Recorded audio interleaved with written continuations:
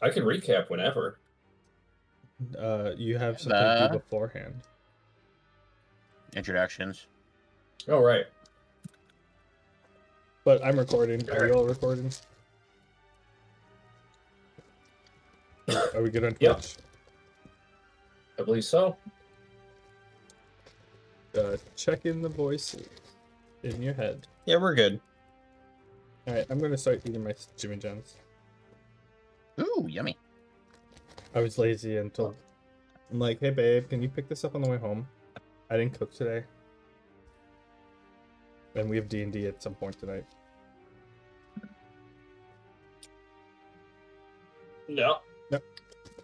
Alrighty, without further ado, welcome viewers to AED&D, where we all DM, and currently I am the one DMing. My campaign is Powerless, where our players are superheroes. With us tonight are Hypnergus Splurgan, Howdy. playing as Sledgehammer Disco, Man Bear, What's up? playing as Frequency, and Borg, Hi. playing as Sparkstorm, and me, the DM, Donnie Danger. And to reel you guys into what happened last time on Powerless, let me recap.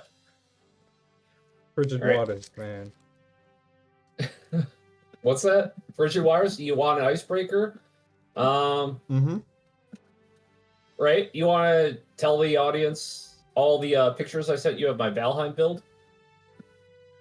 It's pretty big. Your what build? Valheim. Oh yeah, you started playing that game, didn't you?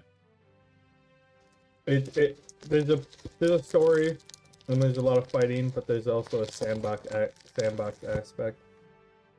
And he's fallen head first and 2 feet forward. Yeah, we're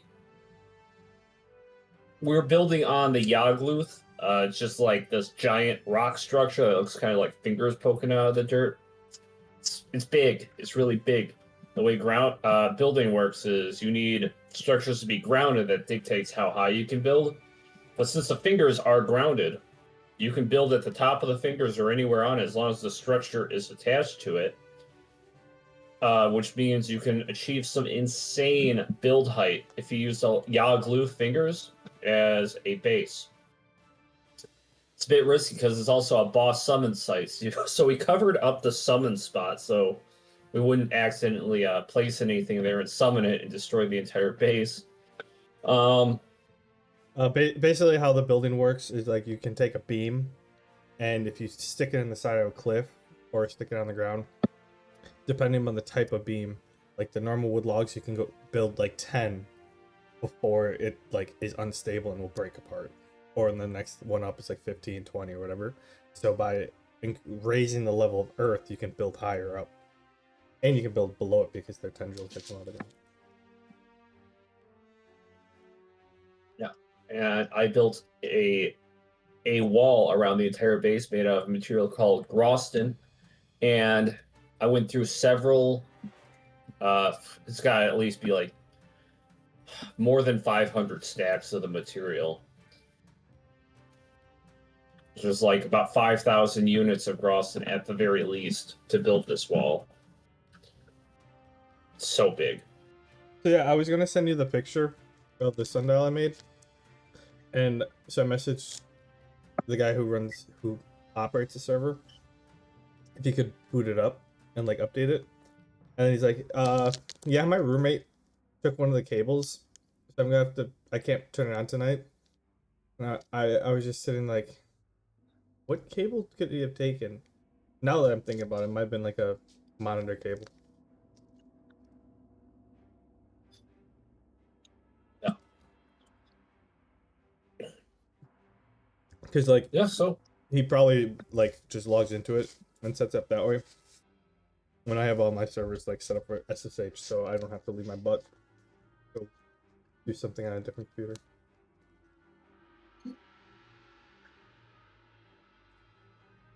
yeah. I did bring up my sister's kind of in charge of planning for the base since she does most of the building. She says that she prefers to just use timers for buffs to determine what time it is. But I don't know. I do think it's a cool idea. I mean, yeah, I mean, you can make it look cool. It's cool to look at. And yeah. Anywho, I think we're good. Alrighty. So last time on Powerless, our heroes began planning their next goals now that they had settled back down in Century City. Frequency immediately traveled to the Salty Spittoon, a bar on the coast where mariners and pirates gathered. It was there that he reunited with Barracuda, almost costing her a game of, target practice. She recovered and won. I believe it was darts. It was darts. Oh, it was darts? Alright.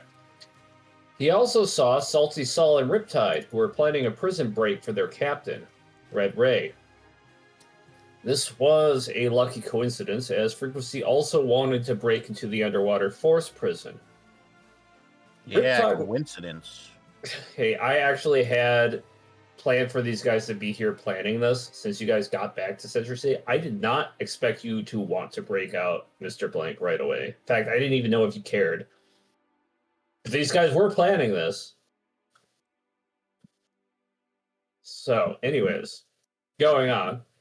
Riptide was planning to steal a submarine from Mo-Ray, Red Ray's brother, but Frequency convinced him to use the treasure they plundered to buy it instead.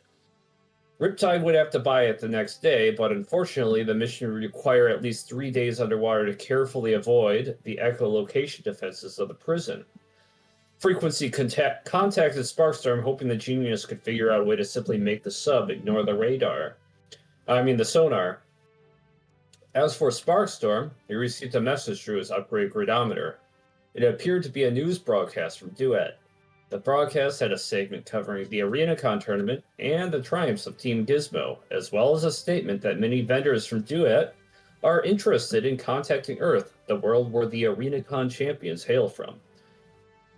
Unfortunately, contact between the two worlds is difficult, at least not without a stable point of connection through cyberspace. Sparkstorm had also received a special message from Harry stating that his store had been prospering and he had a special selection of materials for sale. Sparkstorm decided he would try to check the city mall for a shop that would be able to provide a connection.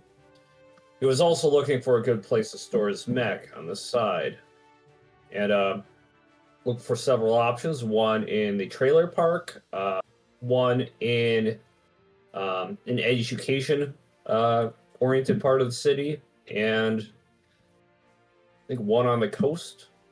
The docks, yeah. Yeah, he had not come to a decision, but he did a little bit of research.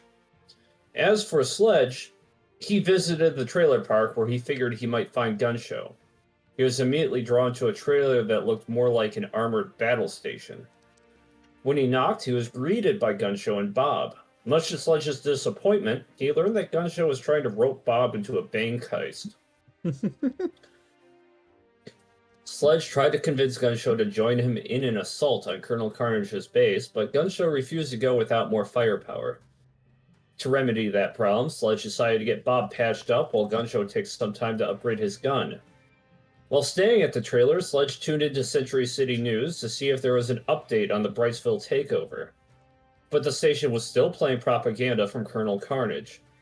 The Colonel stated that Force was a corrupt organization that viewed heroes and villains alike as threats, and that anybody with powers was a superior being that would find a welcoming home with Fang. The Colonel's words struck a tone with Gunshow, who believed the Colonel had a point. Why would heroes and villains fight, after all? He had been getting along well enough with Sledge. Sledge reminded Gunshow that the Colonel was clearly insane and that nobody in Fang could live peacefully when their entire goal seems to be world conquest. Or something along those lines. I can't remember what you told him. That sounds about right. People who want absolute control typically aren't the good guys. Yeah. Later, Sledge brought Bob over to Sparkstorm with Gunshow in tow. Sparkstorm took some time to check on the Metaman. It became clear that Bob's body is more complex than he initially thought. The Apophis virus had nearly melted most of Bob's insides, but many of the damaged portions were linked to code that restricted output. The unusual conditions of his infection meant that the virus takeover was delayed long enough for the corrosion to melt away the limiters without fully infecting him. That would explain why Bob was so strong just before he was cured. Unfortunately, he was now in terrible shape, and Sparkstorm needed the debug enchantment to wipe clean the code in Bob and patch him up. He figured Harry might be able to help him out with that, once he gets a connection to cyberspace.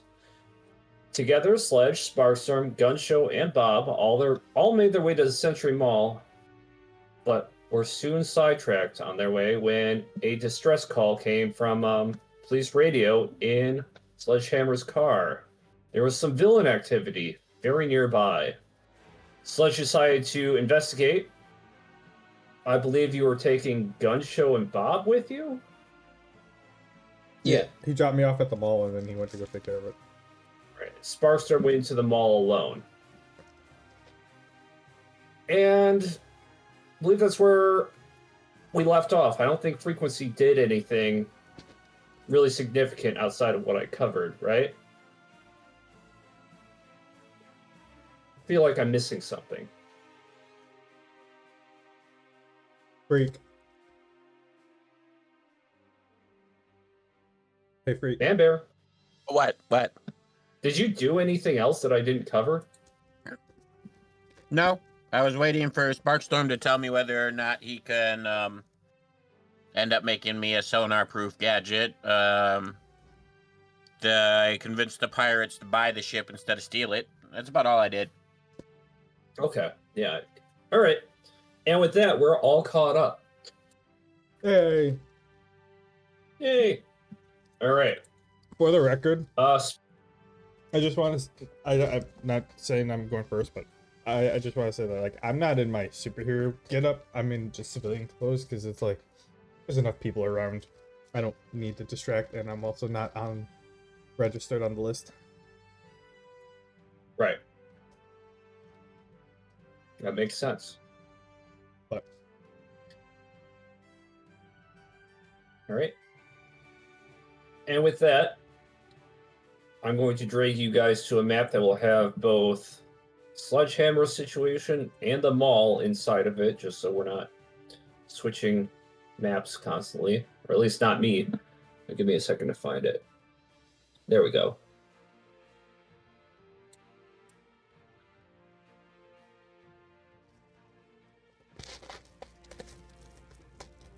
Oh.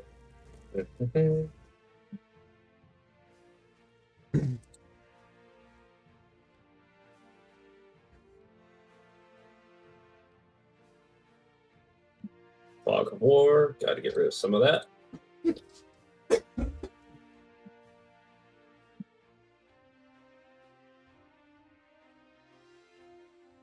Okay, Sparkstorm.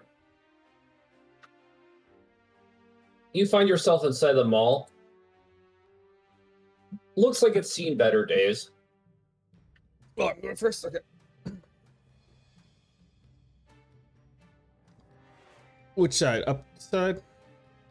Or I down? would say start down here and work your way up. Oh, it's like a strip mall style thing. Now, you're a little bit familiar with this place. I mean, Century City is your home. You know, there's some restaurants and stuff, which I don't have sprites for. Like, this one's a restaurant. A lot of these are actually serving food and stuff. Some places are selling jewelry. Don't have sprites for a lot of those shops. But you do know of an arcade cabinet over here. And 2 electronics stores. One down here. Doesn't really see a lot of business. And one all the way up here. There's also... Yeah. Go ahead. Actually, I think that's all I want to cover.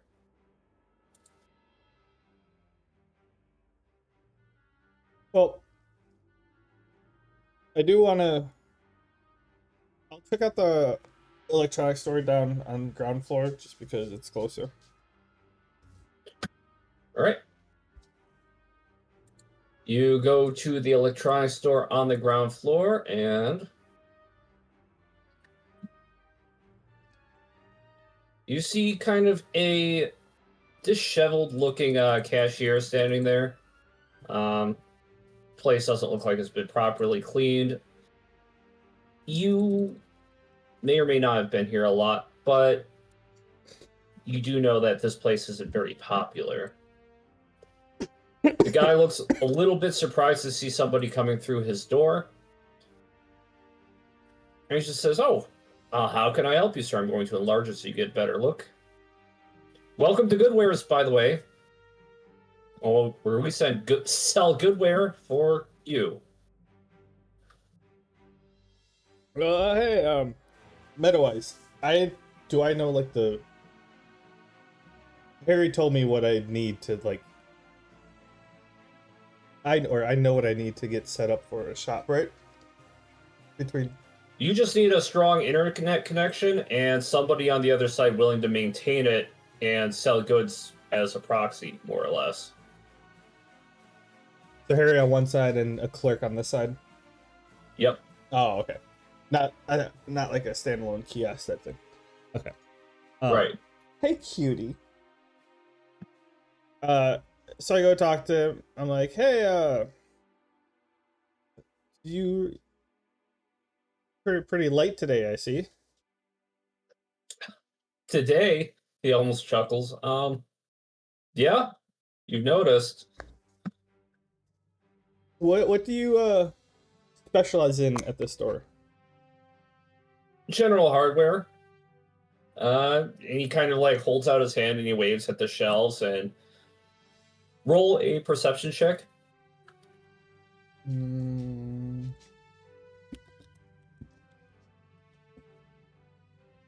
A 23.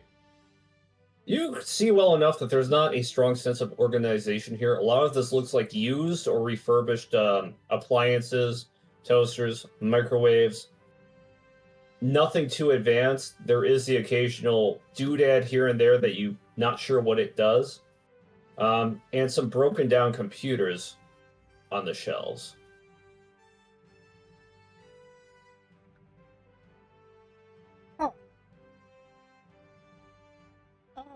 It looks like you could use an update.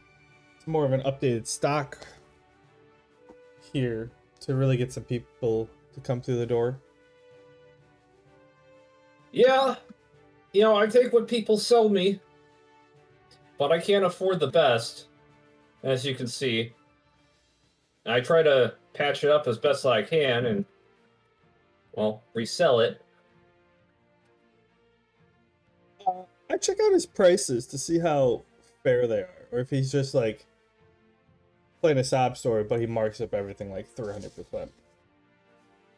Okay, you can see that his prices are not crazy. He's selling like some more advanced stuff, like things with internal components, things that he fixed up for $5 a piece, microwaves, toasters, and then just smaller items like tools and stuff, used ones, chips, dents, like $1 each.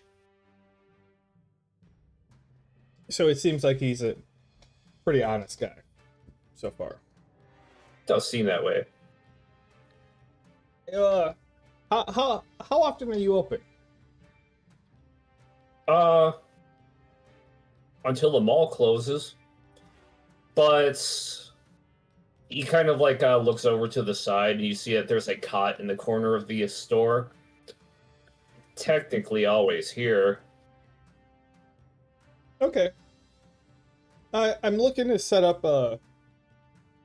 something up, but I can't be here. I can't be at can't basically set up a store within a store, but I can't be maintaining it 24/7. So like, is that something that interests you? I need you to explain a bit more than that. Not quite sure what you mean. Basically like a kiosk in the corner to add to your wares. You can take a little I get a little bit off the top. You get a little bit off the top. Oh, kind of like a roommate. Yeah, I mean, you'll be. You won't have to maintain or like buy stuff or type of thing like you do for your own. You just work your normal shop, but you will be the clerk for this kiosk as well. So like whatever you sell of that, you get a profit from, and we just work together that way. Well, But roll persuasion. you won't have to buy and fix up stuff from other people for this kiosk. You basically just sell it. Persuasion? Oh God. Coercion? Yeah, I don't really have a better stat for that. Come on. 13? He kind of narrows his eyes, just like, Mr. Chang didn't send you, did he? Meta-wise, do I know who Mr. Chang is? No, you have no clue. I go, why does that matter? That guy's been trying to take over my shop for years. Nobody ever wants to do business with me, not like that. I figured, I don't know, figured it couldn't be a good thing. Well, good things happening to me. No. Think it over. I mean, you're not the only shop in town. I'm gonna go discuss some details with some other people, and if I like you the best, then I'll be back.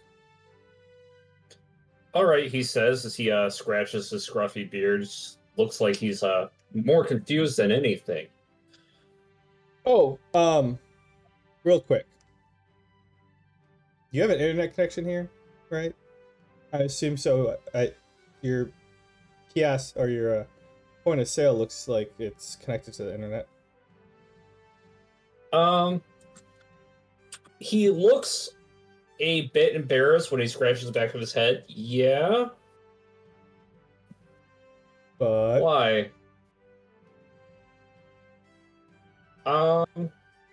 It's not exactly mine.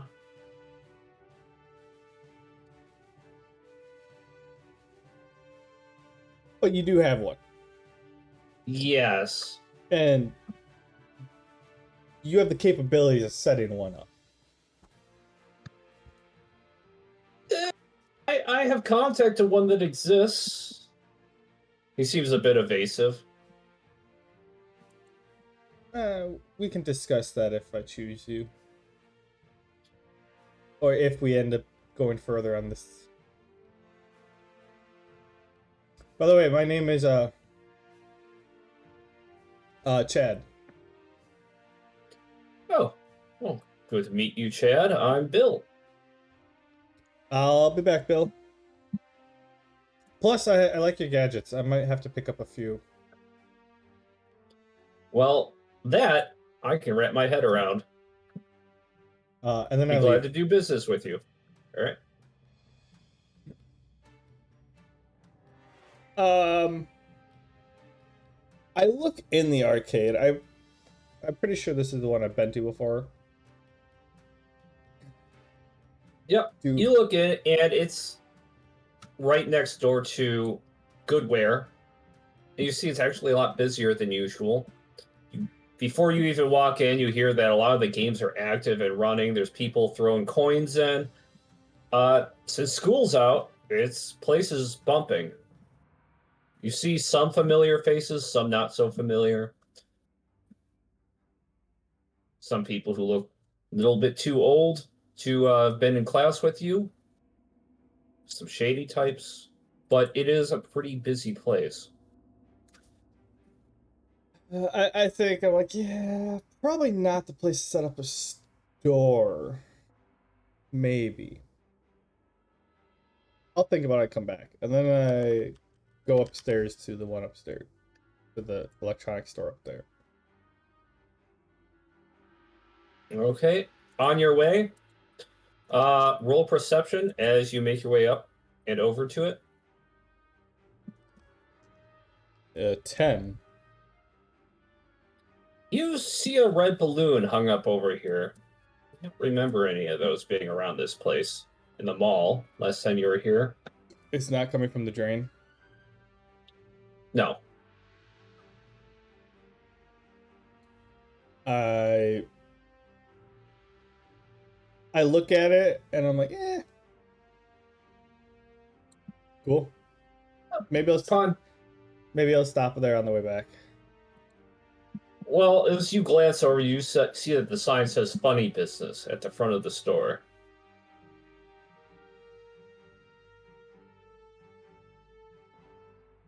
It piques my curiosity, but I do decide to keep going to the electronics place, and then All right, swing by on the way back. you make your way over here. Yes, I walk in. And the name of the place is...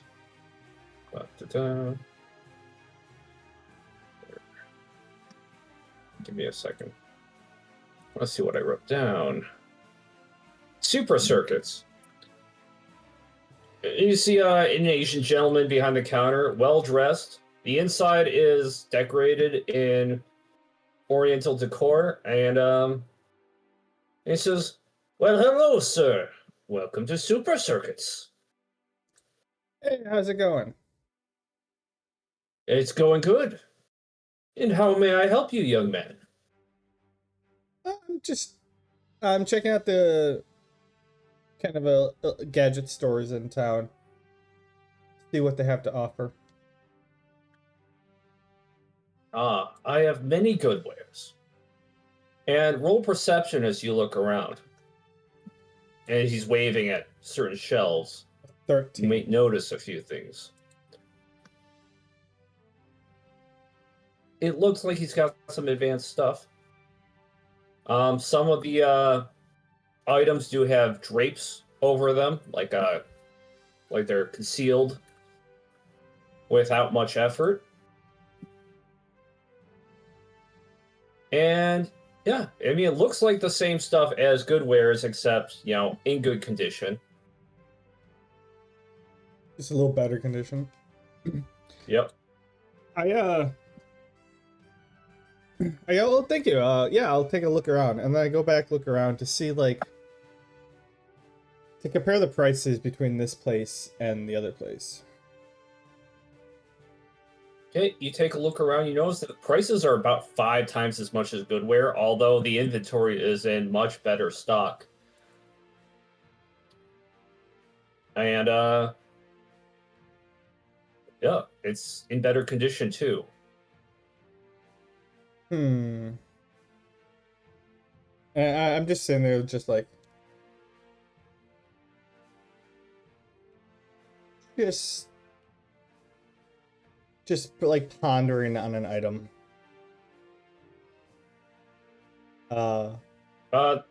Cashier looks at you. "Do you need help, sir?" Yeah. Do you have any, like, fancy watches, like calculator watches, except a little bit fancy, like smarter? He kind of smiles a little bit and just says, "You would like a look at the special selection?" Maybe. Very well. And he pulls up in something behind the cash register. And you see that there's some gadgets that look pretty advanced. In fact, roll perception. 15. Some of them do look like they came from Duet. Oh. That one looks fancy, and I point to one that looks like it came from Duet. I'm like, I haven't seen that around town recently. Where'd you get that? Special supplier. Trade secret. And he pulls it out so you get a closer look, and it looks like the hand of a Metaman.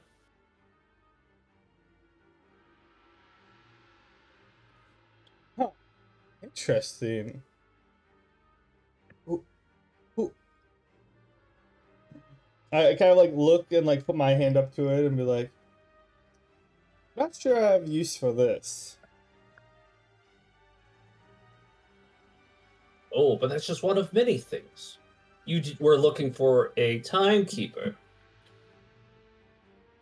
And he pulls out something that looks like a digital watch. By the way, those aren't common, not in this world. Yeah. And it looks like it's from cyberspace. It's not bulky. And it doesn't look like it's made to wrap around a wrist. It looks like it's made to, well, attach to a machine. So it's a single piece of machinery with a time listed on it. So how much would this run me?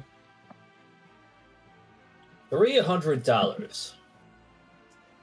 Very sophisticated. Yeah, a little too steep for my blood. I noticed you don't have like a refurbished section in the store. No. We don't use any refurbished goods. All fresh. So if someone comes to you wanting to upgrade their stuff, you just throw it. Do you buy their old stuff and just throw it away? Or do you just not buy their old stuff? We don't buy used goods. Not unless it catches my eye, at the very least. I'm not close to the suggestion. Seems like a lot of waste. Something you were looking. Maybe, but waste is for good wares. Yeah, I mean, I'm looking for a place to set up a shop type of thing. How long are you guys open for? It's normal mall hours. 10 to 6 a.m. to p.m. Is that every day? Monday. Well, yeah, every day. It's every day. Today's Sunday. Okay.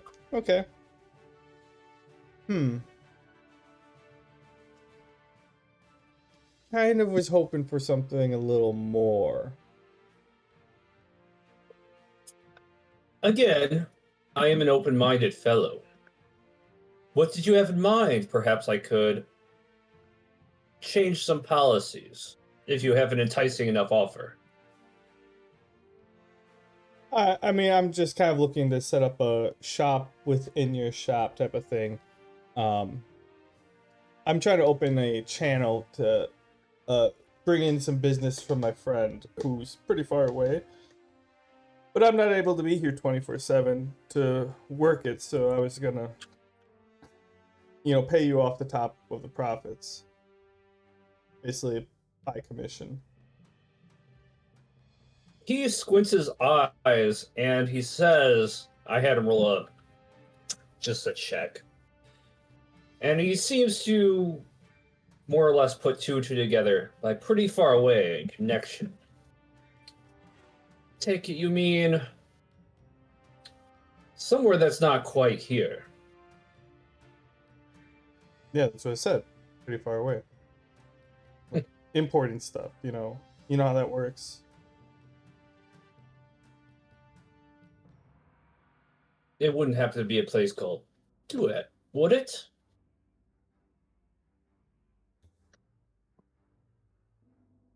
I'm quizzical. I have a quizzical look when he says that. And I'm like, actually, no. I was talking about, what's the town that, what's his face, or Colonel Carnage is running amok in? Brightsville. I was talking something like just outside of Brightsville. And with that, he seems to close up a little bit. He was bright and cheery at first. He just says, Brightsville's going through a hard time now. Why would I want to do business there? Well, you're not. You're doing business here. I'm doing business there.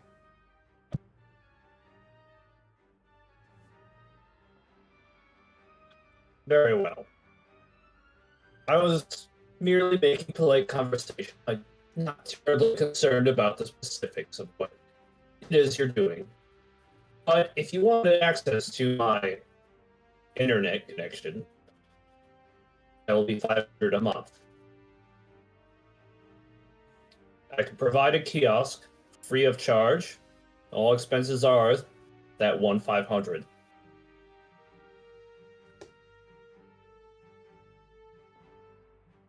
All right, I'll think about it. I have other places that I'm currently talking to. I don't know why you're hung up on this internet. Why you bring up this internet connection? I don't see why you would need anything other than your normal POS that you're working with. But I feel like you already would have that taken care of. Sorry. I imagine I may have jumped to a conclusion. Don't mind me. A slip of the mouth. Yeah, you know, you shouldn't assume things. Just good life lesson there.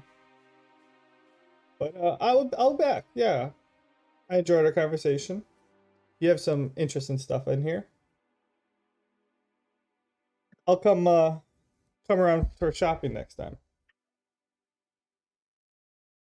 I look forward to our future service, sir.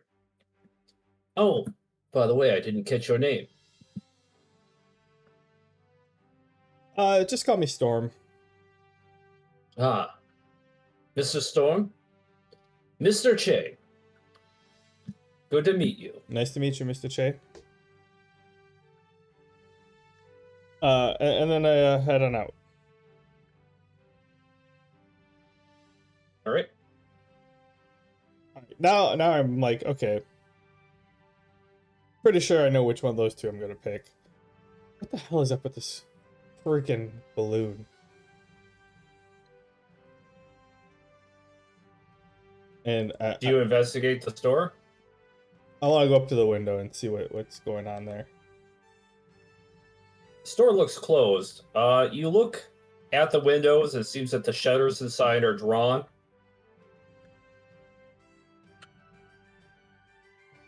There's no open hours listed. It just says closed.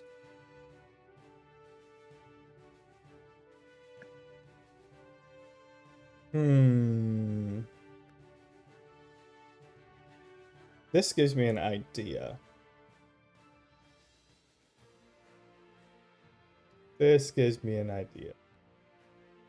Okay. Yeah, are the balloons outside? Is it like a kiosk that I could go grab one? Yeah, they're kind of attached to a stand outside. They look freshly inflated and new, but there's nobody there selling them. Can I like grab one? Nobody's going to stop you, it looks like. I grab one and then I put like a just a $1 on like whatever counter thing is over here. There is sort of a port where people might put like mail and stuff or envelopes. Sure. One of those things that kind of pulls open. Drop one in there.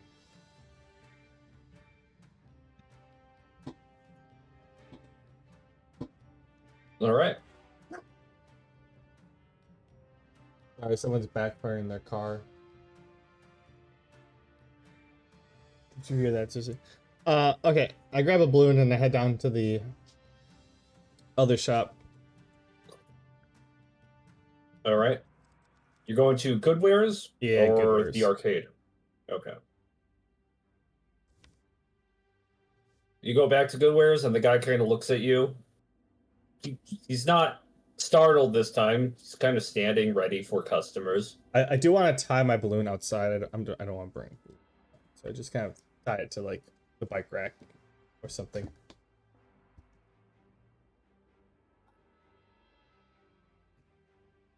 All right. And then I go inside. So, Bill, did you think of my proposal? Yeah. Um, I thought it over. Um, how's $50 sound? $50 for the whole month.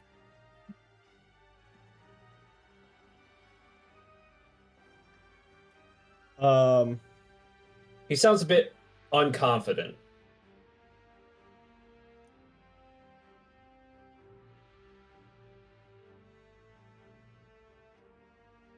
you know, I do have to ask some people some questions. I was more thinking of a commission-based system. Commission based. Oh, so as you do business, I get a cut.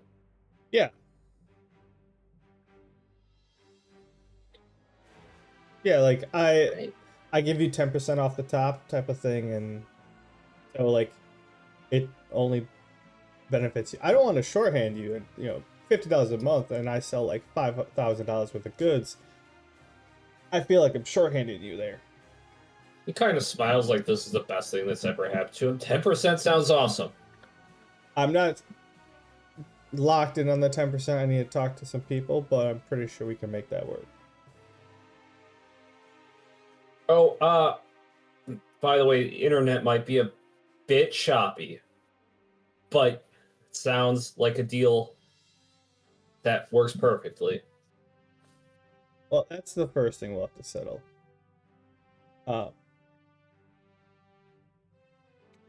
So, do we have a deal? I pay you based on Yes. commission. Set up a place in here. Absolutely. Absolutely. You can say, okay, give me 1 second, and I go on my I message Harry like before, and I said, I think I found a place. You get a response. So again, it's worded. It's like text. It just says, "Does sound like you're somewhere with a better connection. This should do." What do I have to do to? I ask him to like, what do I have to set up, or how do I have to set it up? Basically, like, to make the connection.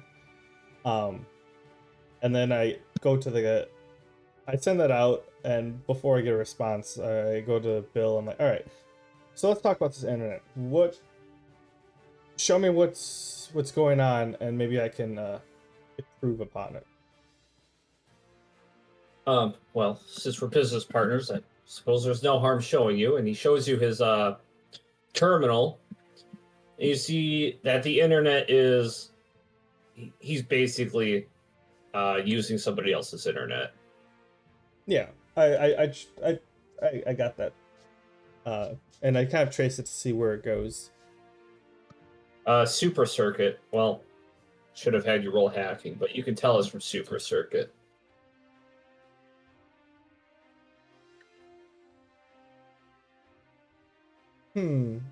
Well, we'll see how this starts, and you may need to get someone down here to get your own connection very shortly. As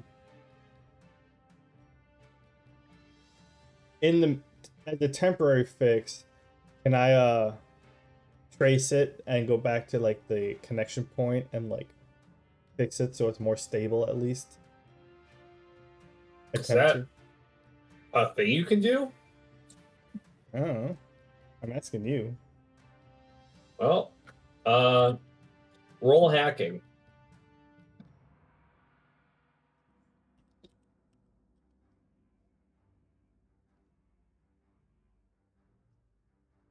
Oh, almost shortchanged me. 26. You seem to have found a way to streamline the connection a bit, clean out the pipes, get rid of the grit. Don't really know how internet works, I'll be honest, but you make it a bit better. Yeah, I'm not saying like I don't need it a lot faster, just more stable. Okay, well, this should do in the meantime. After the first couple sales, we'll see how things go, and probably will need your own connection here. And then I check out to see where what Harry has responded with. Harry mostly just says you need to set up a terminal with connection to the internet. It needs to have video and sound output and intake. After that, it just needs a way to deposit currency. That's it. And how does it receive the items? There is one bit of encrypted data that he gives you. It seems to be a recipe. Digify, one way. Very low level recipe. You imbue an object with it, it can send things to a specific point in cyberspace. Small objects. And I could basically cast that to do the opposite so that things that are digital can become solid here. Right, that will create a point of transaction. Okay. I go, alright, well, I'm like, give me just 2 seconds. I message Sledgehammer and be like, hey, I found a spot. I'll be a minute. Have to do some reconstruction.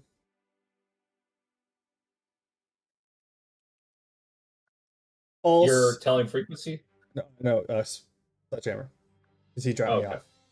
And then I follow that up with another message saying, when you're done with that, I have a great idea for gun show. Just so like, Sure. if I'm not waiting at the entrance of the mall when he comes back, he knows I'm a little busy. And then after that, I work with Bill, and I'm like, all right, here's what we need to do, and I make a game plan with him. I assume he has like the counter. Yep. He's got the space for you.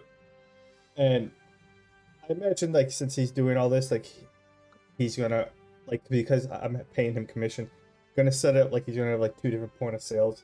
One for his stuff, one for that one. And, Yep.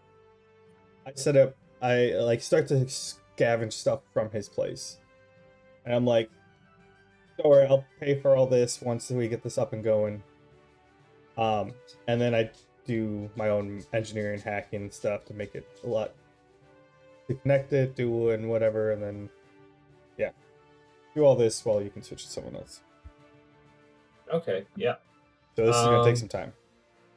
Alrighty, and with that, we're going to Sledgehammer Disco. Oh, are you already placed on the map? Did I am. I sort of just dragged myself out into the middle of the street up here. Did I reveal all of this already? It's all revealed. Okay. Is there a place I shouldn't be? Where do you want me to No. start out? Start out. Everything in this box is revealed. Yeah, I wasn't intending to reveal all of that right now, but I'm not terribly miffed that you see it. I want you to start right here. There's a police cruiser.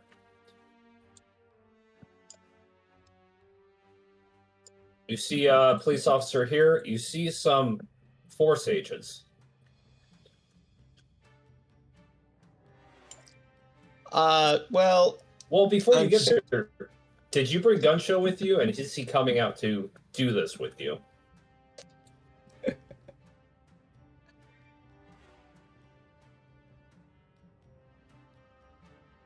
we could probably rewind a couple minutes to just after I dropped off Sparkstorm. Okay. So you're getting close to the scene of the action. Gun Show's in the back seat. You got Bob sitting next to you. You're getting pretty close. All right, gun show. Does that thing have anything that's non-lethal? I mean, I could tone down the output, but what's the fun in that?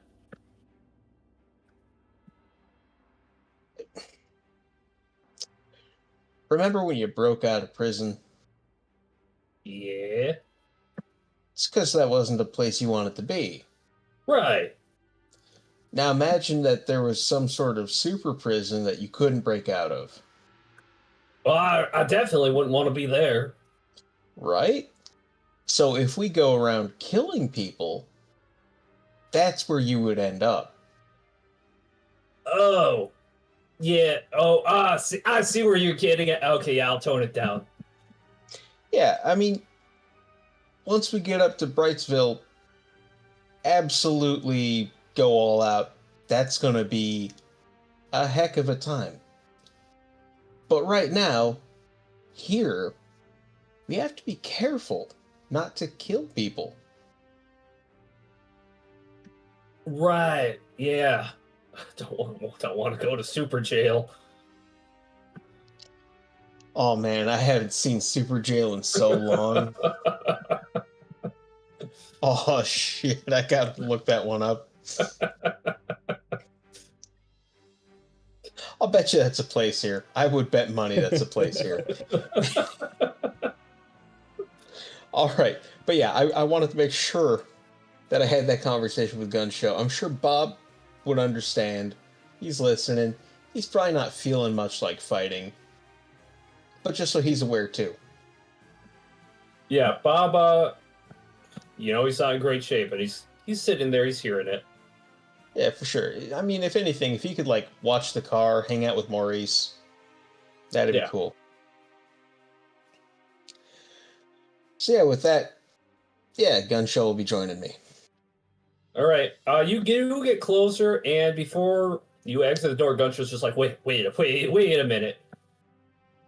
Do you have a hat? I was just thinking that. Let me look in the back. I don't think I have a hat. Shit. Tell you what. Are Gun Show and I about the same size? Yeah, he's a bit broader than you, but you're about the same height. Hey, Gun Show, how you feel about spandex? Oh, fuck no. Really? Yeah, I'm not happy about it either. Well, I can't exactly dress you up like a cop, now can I? And those are the only two options I've got at the moment. Unless you see a hat shop around here somewhere. Shit. Okay, what color? I just gesture at myself. Exactly what it looks like, man. Roll persuasion. Oh, God. I really don't want this to work. It's all I got, but I don't want it to work. +2.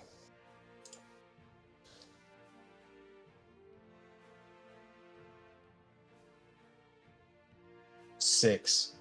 Hell no. Yeah, about that hat store. Let's just drive around the block, see if we can find a spot.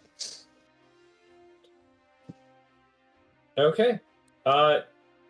You drive around. There's a hat store not too far away. Big city, lots of little shops.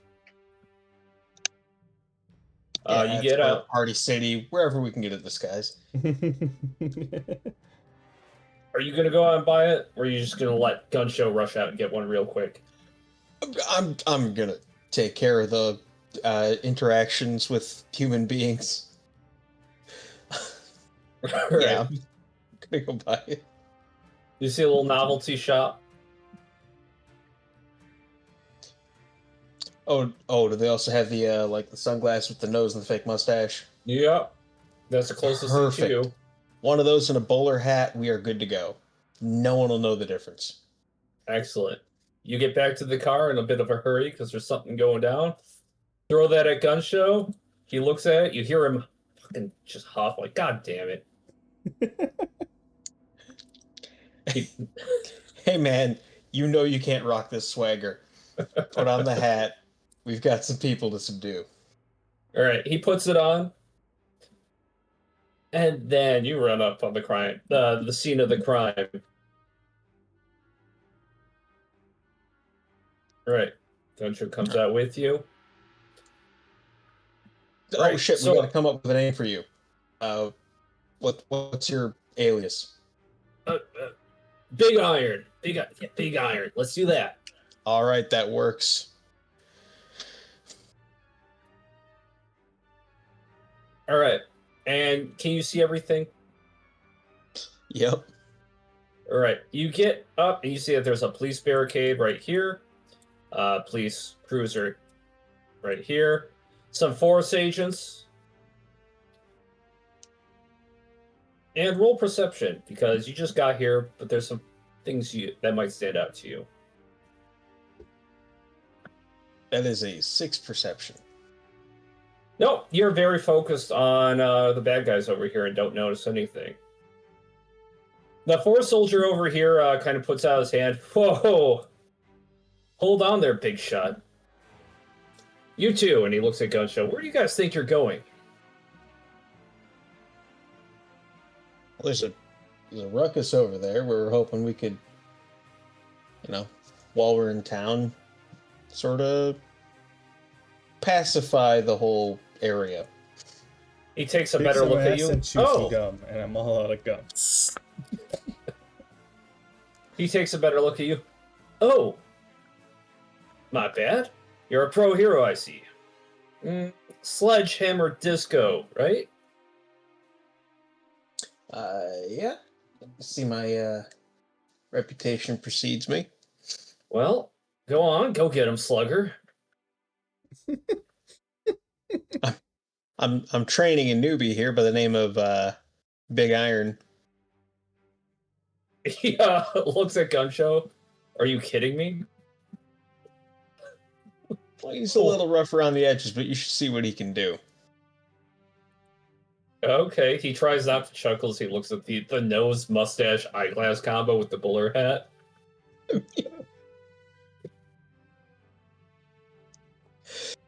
He really likes trains. And then I just walk away towards towards all the violence. All right. And without further ado, roll initiative and perception.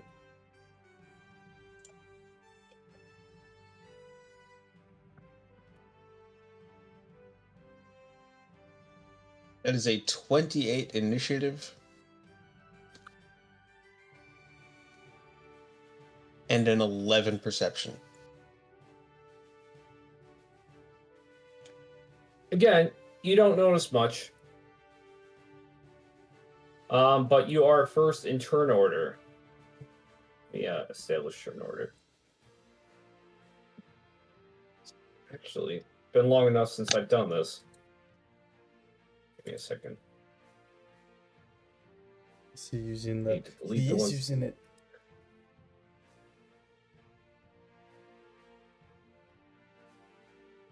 Yeah, I like this feature. So you got 28? Yep.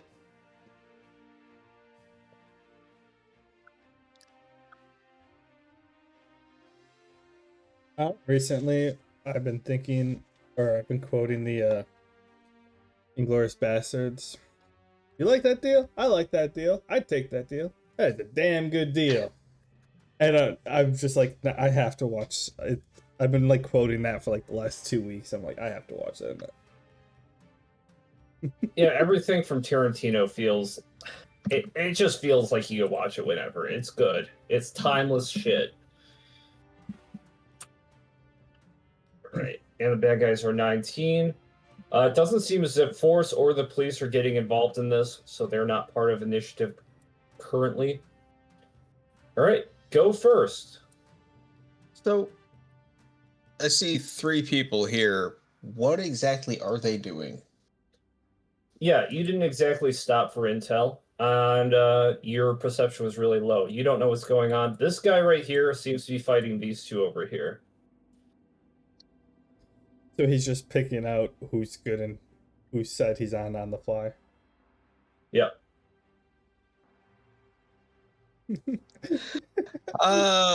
Yeah, that's fair. Dude, Dukes of Hazzard said, "Is this a bad guy? Kill them all!" I mean, we've got two paramilitary-looking guys and one dude who has ice powers. I'm more worried about ice powers guy. Getting shot's not really that big of a deal. Maybe for you. Well, yeah. I'm gonna use my first action to dash and just get right up to him.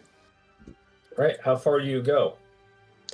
I mean, my movement speed is 8, so I go right here with the dash. All right, you do have some movement-based abilities, if I'm not mistaken, right? Oh yeah, but I'm not gonna rush into it. I'm just gonna sort of get myself in between them and ask them what the hell is going on and why they need to be causing such a ruckus. All right, you're using your bonus action to get a better engagement of the situation. Yeah.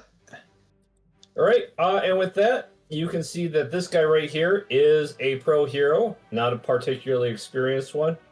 And he says, Sledge, huh, thank God you're here. These guys are a lot tougher than I thought.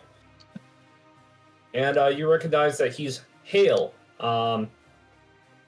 He's got ice powers, uses it to coat his body in armor. He's got an ice mace and an ice shield. But he's very inexperienced. You don't know anything about these guys here, though. I mean, judging from the paramilitary shtick, they've got to have something to do with, was it Corporal Carnage? Colonel Carnage, yeah. Colonel Carnage? Just based on that, I don't like their vibe. I'm going to swing at him. All right.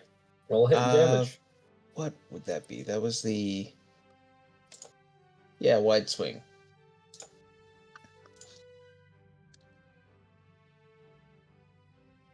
Let's... What was that? Oh, wait. I gotta change the music. Oh, +5. Okay. Sure, that works.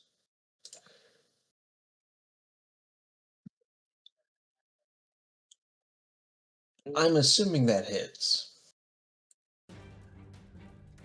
Yes. Nat 20. No. You're hitting both of these guys? Yeah, using a wide swing.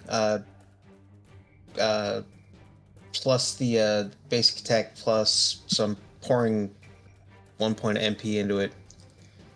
Honestly, at this point, just for giggles. And let's see, we double the roll of the first die, right? Yeah, if it's a crit, yes.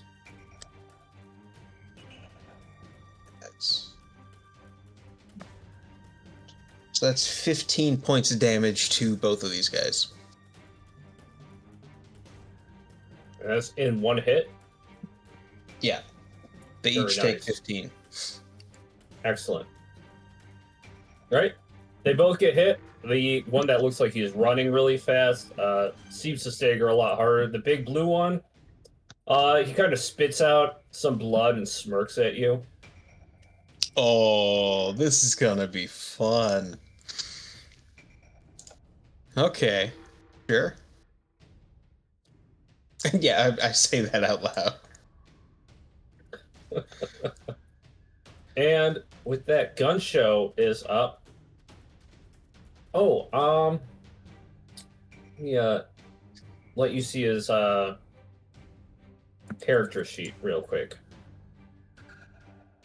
Encounter guide. I'm going to expect you to control him. Go to encounter guide. He's got the gun warrior stats at 778. All right.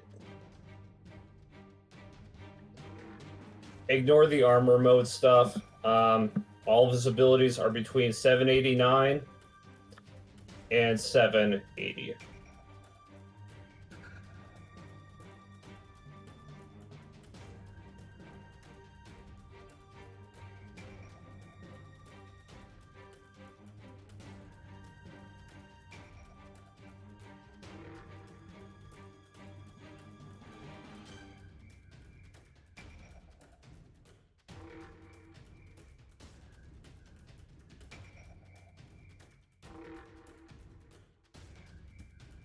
All right, well, now that I'm in charge of keeping him non-lethal, how exactly do I do that? More or less just announce you're not going for a lethal shot when you take down somebody to 0. That's all there is to it. All right. Well,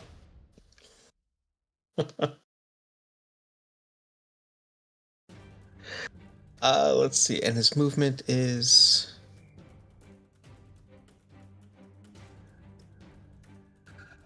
what, +2? That means 7. Okay. And then, oh, how many actions does he have? He just has standard bonus in movement. He doesn't get any crazy. Okay. So let's see. Oh, I'm unable to control him. Oh, let me change that.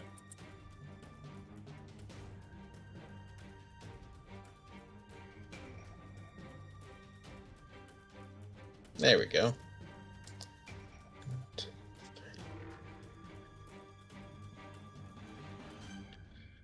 So I move him to about there, or I suppose he moves to about there. Let's see.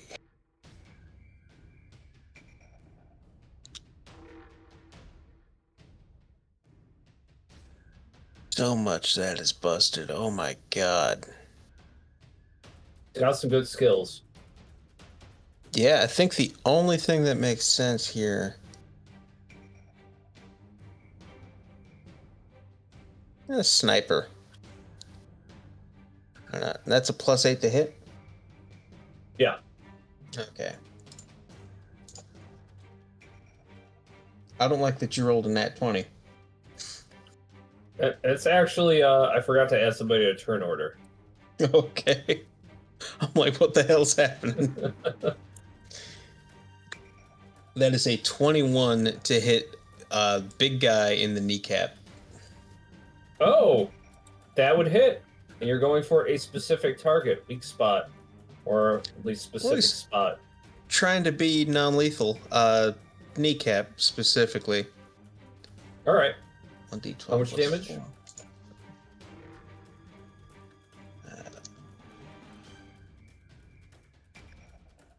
For 9 points of, not so fast damage. All right. He takes some damage. You see him get shot in the knee. You kind of see the bullet kind of ricochet off of the knee. There is a bit of a blood spat, and it digs to the dirt next to the big blue guy. His bones are hard enough for bullets to just bounce off of, it seems. That's fine. Just have to shoot him harder. He does wince when that happens. Man, it's nice fighting enemies that bleed for a change.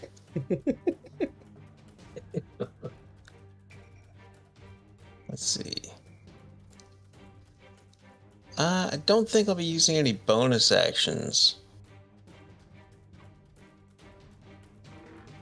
Yeah, that's his turn. All right. And with that, you see that Hale over here tries to take a swing at the big blue guy.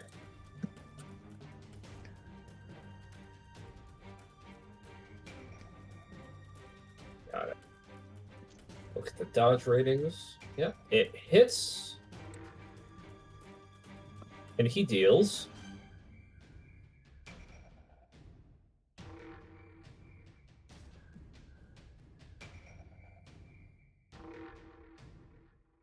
10 ice damage. Ooh.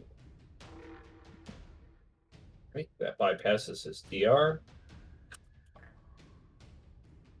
Big guy gets a big one to the jaw just after recoiling from that knee shot. And then you see Hale kind of stamp down his foot and taunt the two guys in front of him, come at me. I don't know what this dude's DR is, but I'm not sure if that's the move. But much appreciated. Catch me outside. How about that? Oh, those weren't supposed to be plus 15s. The big blue guy ignores it, but the green guy Green guy buys into it. He wants to kill Hale. Anyways, this hero over here, you kind of look over and you see somebody lurking in the shadows, and he sneaks up under some cover, and you recognize him. He's another inexperienced hero. He doesn't have very great powers. He's a little bit stronger than a normal person, a little bit faster, a little bit of everything. Usually relies on stealth and sneak attacks and martial arts. You see him kind of sneaking up to try and get in on things. As for this guy over here, you recognize this hero as well. The only What are reason you your powers? I'm kind of good at punching people. Yeah. So, right on, man. Sure. I'm kind of good at stuff. And the only reason you know this is because you yourself are a pro hero on the side, and you've dabbled or at least studied the profiles of a lot of them.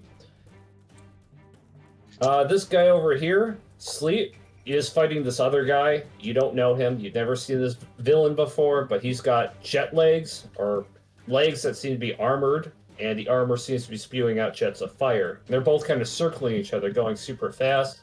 One creating ice on the ground, the other melting it, as they sort of create like this whirlwind of battle. So they're just making everything damp. Yeah.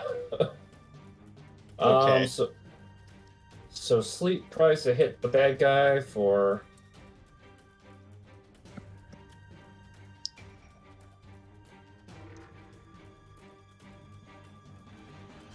Hits.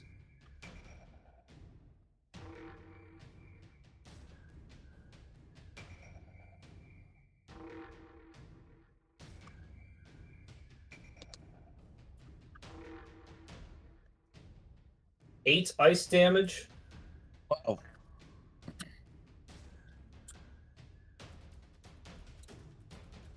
But the fire guy seems to resist a lot of it, melting most of the ice before it even gets on him, turning to water and evaporating.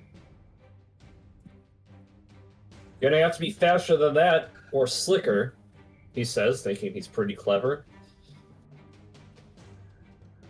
And that's it for the heroes. The force agents seem to be hanging back, as well as the cops. Roll a knowledge check.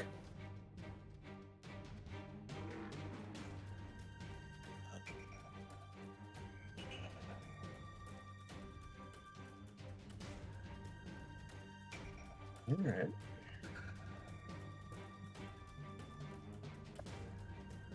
Oh, man. You really don't know why they're not helping you out right now. You could really use a hand. There's a lot going on. You're a little confused. All right, and with that, the bad guys are up.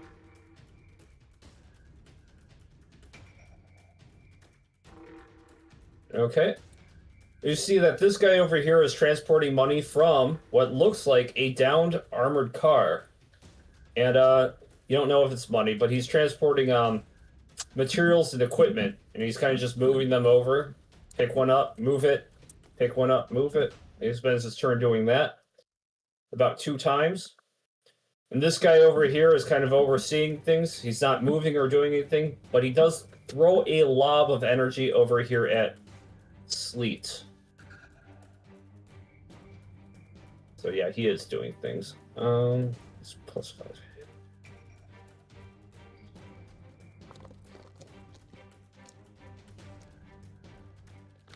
By the way, Jimmy John's came out with their pickle chips again.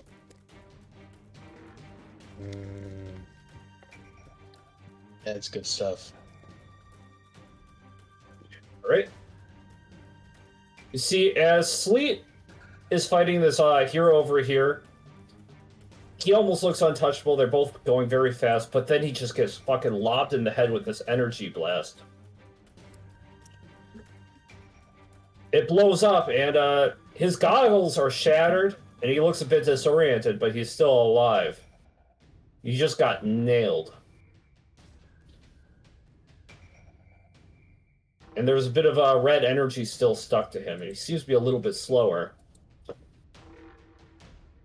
And with that, this red guy over here tries to attack Sleet.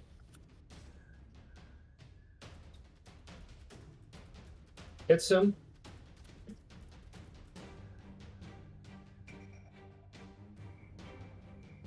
Dealing 6 more damage.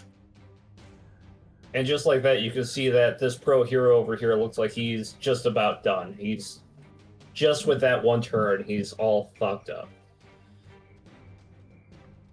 And this guy over here, he takes a swing at Hale.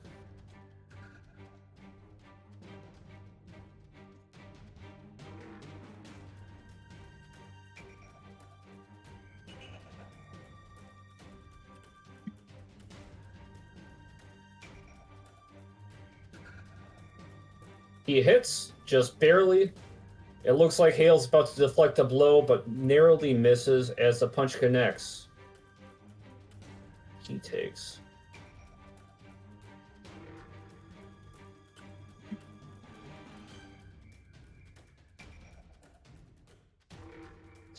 $20 or 16 physical damage.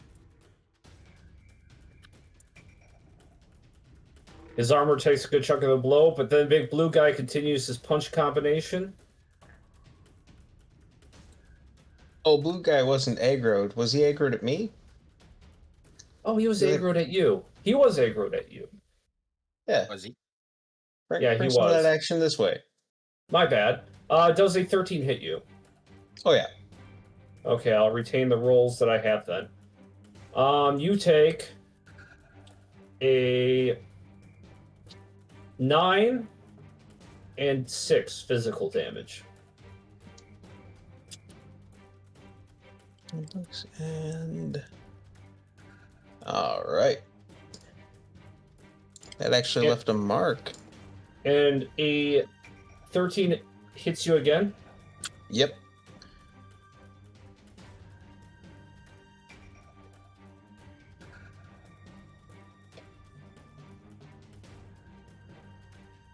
You take 9 physical damage.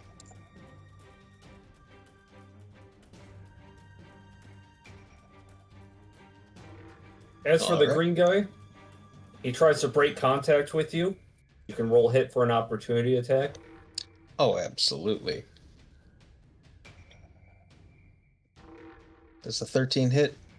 No, he kind of just fucking spits on the ground as he effortlessly dodges past your attack. Aww. And he also throws like a blade at your foot.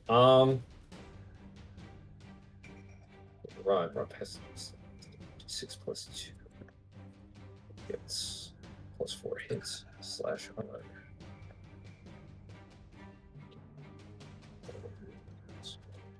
$14 hits.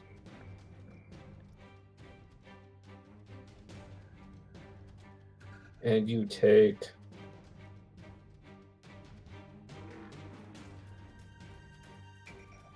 7 physical damage.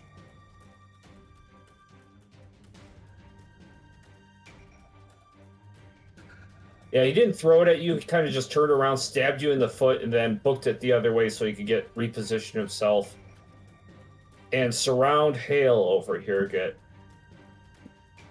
flanking. And then he...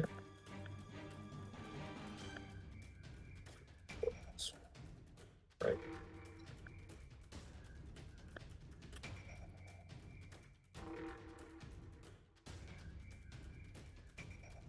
Yep, he hits Hale. Oh boy. And in a flurry of strikes, he deals 4, 5, 5.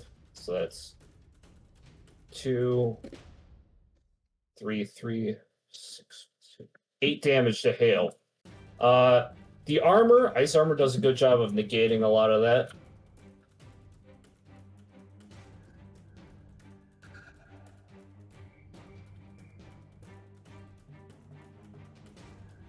So Hale got stabbed up a bunch, but he's okay, and not missing any bad guys. It's your turn.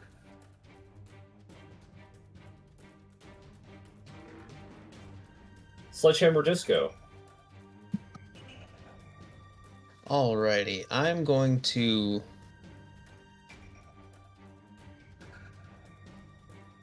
Yeah, that'll work. I'm gonna move here. 2, 3, 4, 5. Yeah. And then wide swing targeting 2 paramilitary guys, swinging just short of Hale, so I don't hit him as well. Right?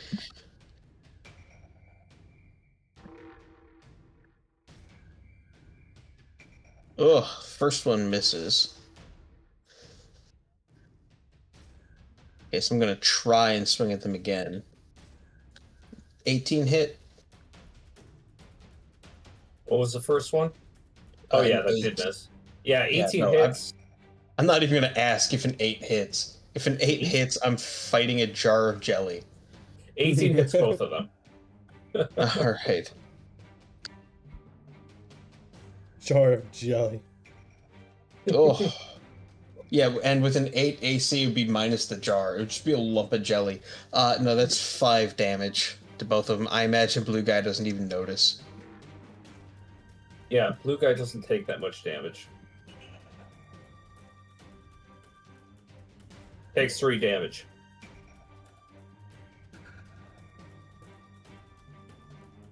And any other actions? You want to taunt or anything?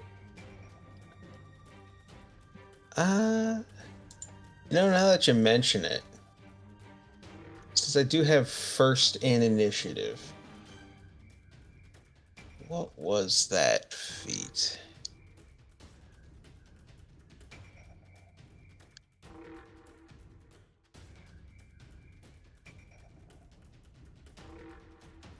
Yeah, dominant presence.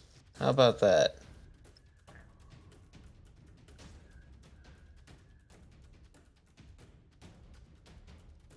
Do you have to roll for that? Says it's a free taunt skill that affects all enemies. All right. 4. They'll have will saves. Great. If that's all it is. At least one round. Yeah, so let's see. I don't know what they'd have to roll above. Oh, that'd be a power thing, wouldn't it? Well, they're rolling will saves to negate it. So it'd be above a 14, All right. assuming it's a power effect. Yep. Oh, Red that one. handily. Of course, it's Does that that. 20. They happen. They happen to the bad guys too. Wish they happened to us more, but you know. Yeah, everybody, all the bad guys seem more, well, concerned with their mission, and they don't really pay you much notice. All right. Well, an attempt was made. Can't hurt a guy for trying. Yeah, no, it was good. It's a good idea. It's good. Would have been really good if it worked. And with that, you are going to make Gunshow do something? Yeah, I'm just trying to pick an angle.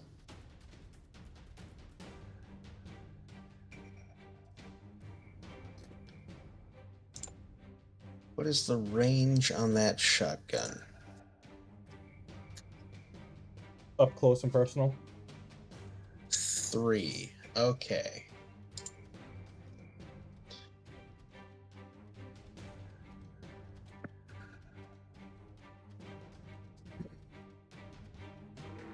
It's like a 3x3 in front of him, but if he shoots it point blank on something, it deals double damage all around, like it were a crit, but also doubling the modifier. Alright. So let me. 1, 2, 3, 4, 5, 6, 7. I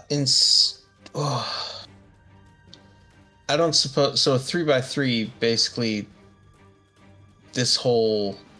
Yeah, it would hit you. It would hit pretty much everybody that you're next to, including Is there yourself. a way he could edge Hale out of that? Because I'm not worried about me getting hit, but I wouldn't want him to hit Hale. Not if you wanted him to hit both of the bad guys. That's fair. Let me swap to the HM instead. And once again, I'll be targeting blue. +5 to hit. Come on. A 12. Blue, his dodge is 2, so he going equal goes to the attacker, right? I go to Meets the it, roller. beats it. Yep. Gun show hits him. All right. I mean, if he bleeds, we can kill him, right? 2d8 plus 2. I think we killed Anubis faster than you're killing these guys. I To be fair, mean, Anubis wasn't that strong. He's also yeah. trying to be careful. We beat the shit out of a child faster than you killed these super soldiers. Aw, shucks. A child and a giant robot. Yeah, how long did it take for you to chew through that giant robot to get to the Creamy Child Center? That That did take. didn't. Let's just pretend I didn't say that. That did sound horrible. 14 damage, moving swiftly along. 14 damage in a single roll? The damage says it's 2d8 plus 2. So that's 2 rolls. Okay. He takes 10 damage. Alright, Big Blue is looking, well, still seems really ready to go, but you can tell you've done some damage. Alright, Gun Show's turn is over, I assume. Unless you want to try a taunt.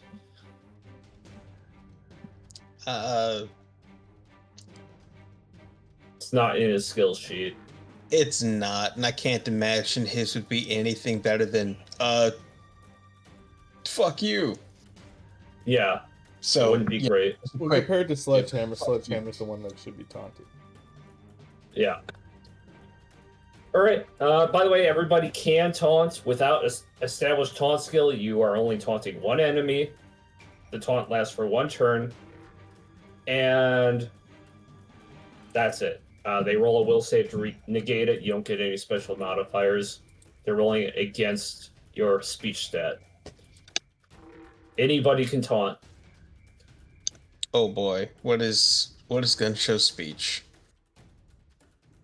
Not good. I would say he doesn't have one. Yeah, there's nothing rated, and yeah, that doesn't surprise me at all. Say anything he taunts would just have to roll above a 10. Yeah. Well, I mean, hey, fuck you at the blue guy. Does he roll above a 10?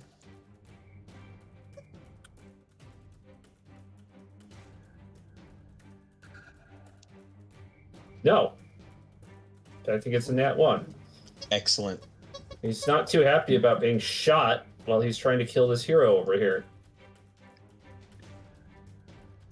Alright, and with that, turn order goes to... Was the taunt a bonus action? It's a free action.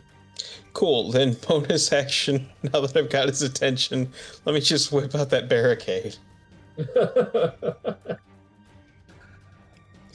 Oh shit, Just that like, works. "Yeah, fuck Hold you." on. And then he looks at me, oh shit. Well, just... Barricade would be great for ranged encounters.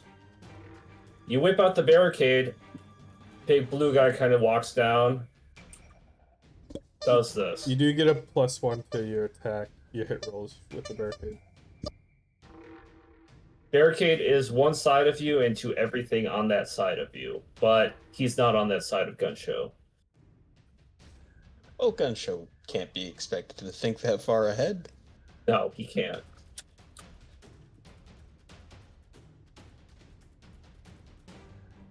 And he rolls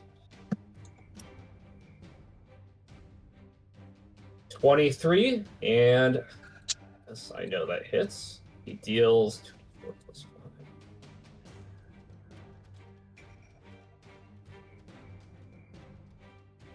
5. 7 and 9 damage to Gun Show. Physical. And then Okay. a 6 misses. His following combo misses Gun Show. Fast guy over here. He's not aggroed on anybody, but he does want to take out this hero over here.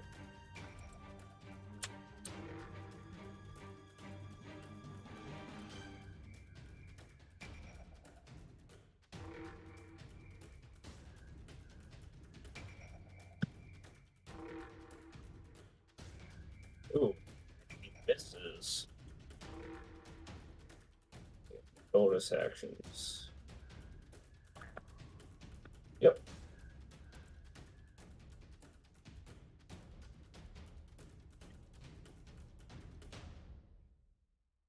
Oh, he misses too. He tries to do a hit and run on Hale, then tries to book it to run away. Hale gets a swing of attack.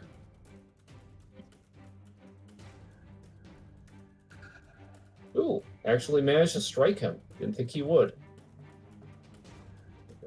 +5.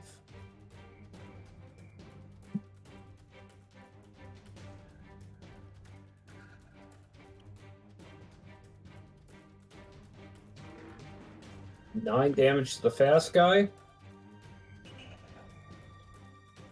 And then he just tries to run away, giving Hale a chance to do that again.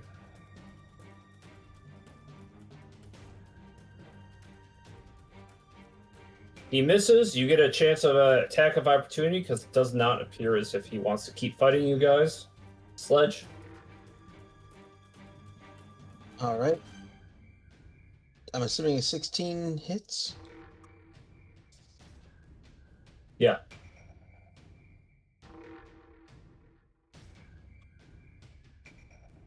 For Roll 9 it. points of bludgeoning. All right, nice. Damn! You stop this guy in his tracks as he's trying to break combat.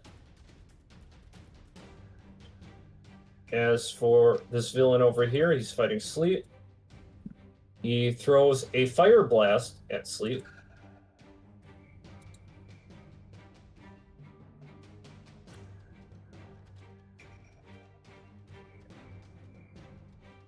Missing him. And this red guy over here lobs an energy orb at Sleet.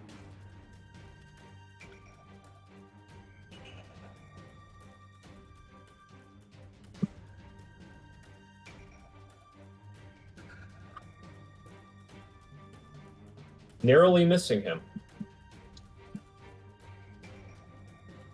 And this guy continues to deliver goods to this car over here that the red guy is guarding. And it looks like he nods at the guy with the red beret and closes the back trunk.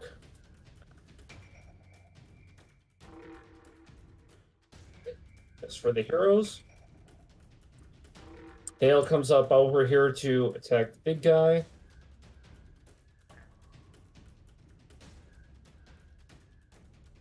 Hits him. 13 ice damage. Very nice.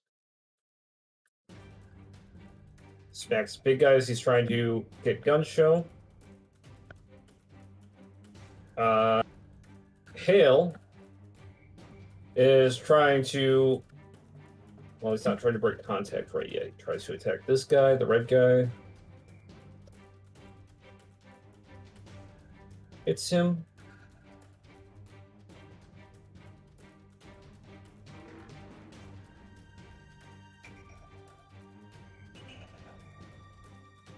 It's 2d8 plus 2. Right. It's a good thing I checked. 2d8, 4 plus 2. 7 ice damage, which mostly gets negated by the fire around this red guy. Who are you and what have you done with Donnie? I see 3 max rolls on the same screen. But I also see 2 min rolls, so. But none of those had a nat 1 in there. Yeah. It's a bit different when I'm DMing, isn't it?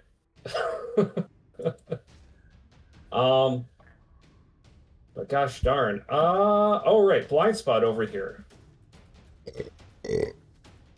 Seems to try to do like a sneak attack. 1, 2, 3, 4,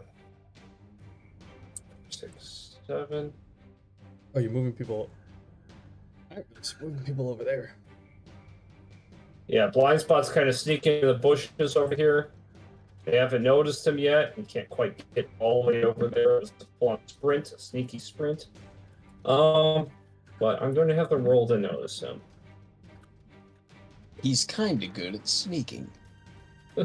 Also, if I'm not mistaken, you've used this map before, haven't you? I have. All right. And with that, Sledge, roll perception.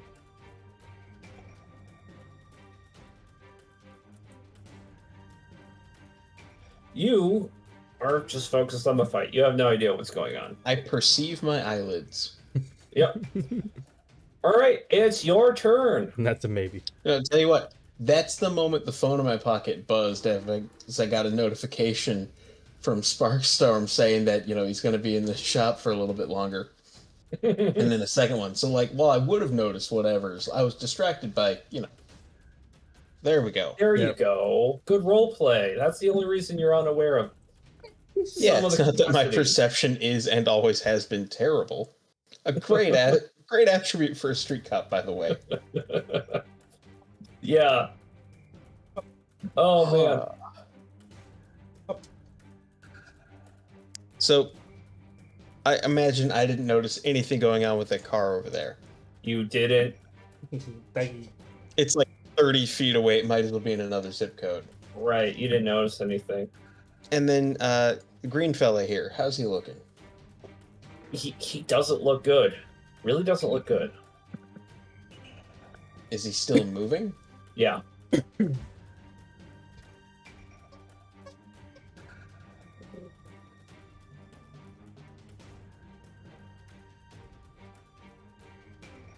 But not very quickly. He's still pretty fast, but he does seem a little bit clumsy on his feet. Oh, okay. Woozy, so he's not like on the edge of death. He's just pretty beat up. You can take it that way. And I will. Let me see if I can hit his kneecaps. Just a hammer to the kneecaps. Nothing special. That hits. Dirty 20 to hit. For 10 points of, ACL damage. He kind of trips and falls, and it looks like his fucking leg is bent at like an unnatural angle. That should at least slow him down. Yeah, well, for all intents and purposes, he is at 0 health. Oh, well. Still has a pulse. We're the good guys. Then I'll use my movement. 4, 5 to surround Blue. And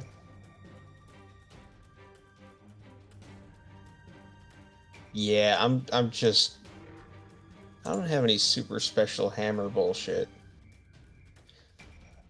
Nothing that I've set up, so I'm just gonna take a swing at him. All right. Come on, dice, be nice to me.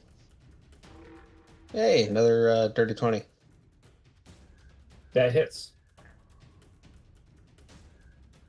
For 9 points of bludgeoning damage. Good. He takes it like a champ. Well, I suppose, did I have advantage? Yeah, advantage to hit. Yeah. Yeah, let me re-roll that attack roll just in case I might have gotten a crit out of it. No? Okay. The dirty 20 is good enough. All right. You're gonna have Sledge try to shotgun him to the face or something. Well, there was another short range option that's Gun Show had. Oh yeah, he does have another short range option. So I'll have him produce a chainsaw from his, magic gun. and just see what that does. Right, roll a hit. Use the war style. Oh, Gunshiro is a bit better than what he's listed. All the guns are technically bonus actions. I have them all listed as standard. The chainsaw is the only real standard action. So if he's okay. able to chainsaw something, he can also shoot something. All right, well, come on, gun show, rip and tear. 22 to hit. That hits. That is 2d6 plus 3. Sniper standard, sniper standard.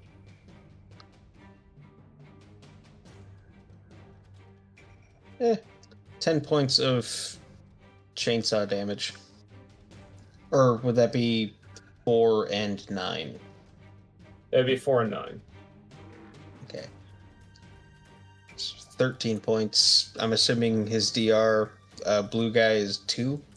Yep. So we're right back at 9 then.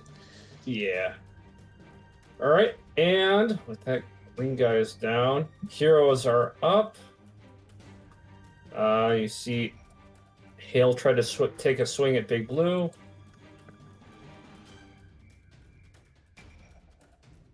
Misses. He has advantage. Oh, right. Okay. Hits. Yeah, they try to flank us. See how they like it. The pricks. Ooh. Dealing 10 ice damage. Very nice. Big Blue guy is looking pretty fucked up. Sleet tries to shoot Fire guy over here with an ice blast.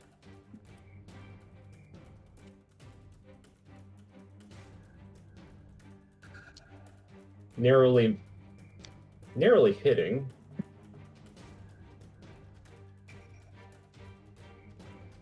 For 7 fire damage that's negated by resistance.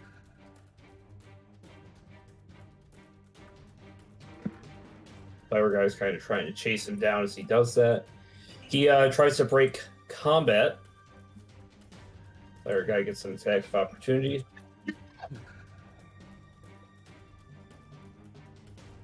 Hits him. For 5 fire damage. Sleet's really not looking good, and he is prevented from escaping combat. Oh wait, there's one more hero that gets to do something.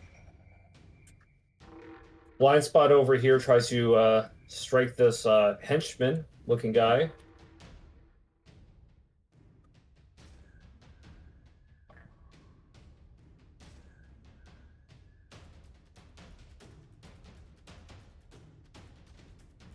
Since it's a stealth attack, they didn't even recognize. He gets another attack, deals about 3 damage to this guy over here. Well, 4.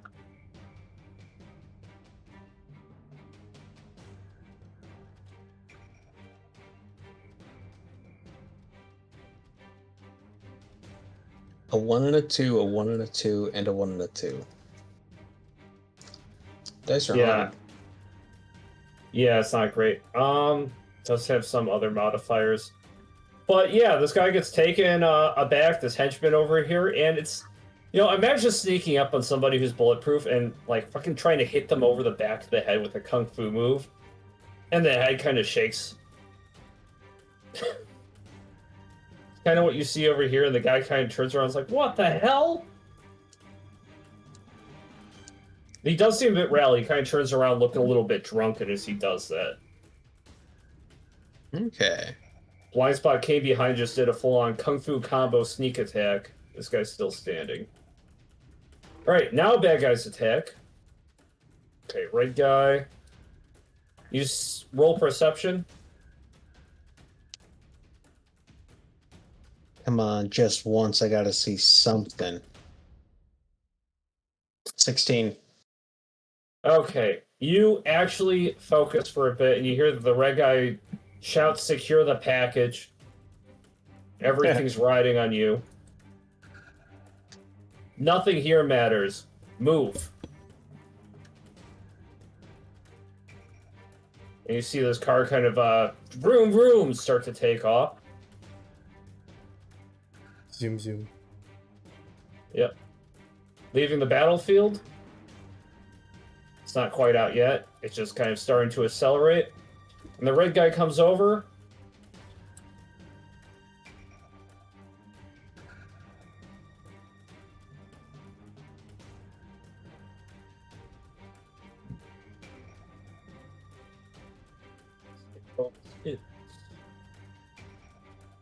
It's 5.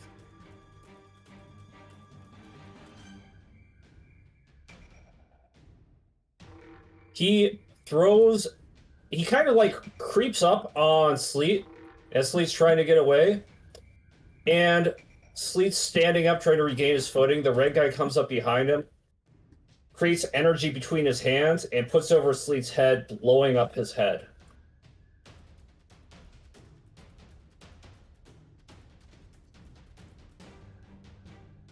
This red guy over here stumbles back a bit surprised. Hale, his jaw drops. No! And the blue guy kind of chuckles as blood drips between his teeth. I turned to Gun Show. Hey, remember when I said non-lethal? Fuck that.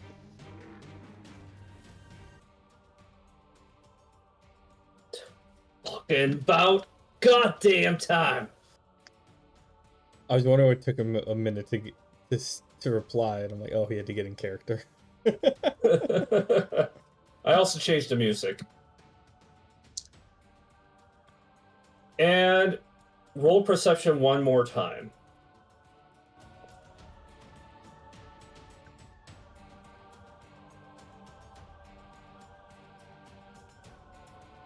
You kind of hear footsteps from behind you.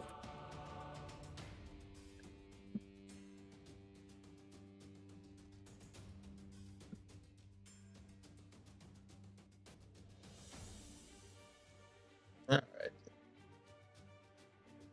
Did I move somebody inside somebody?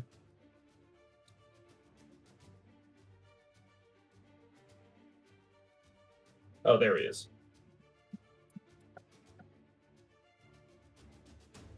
Yep. You notice that fourth soldier kind of run past you, and that's about it.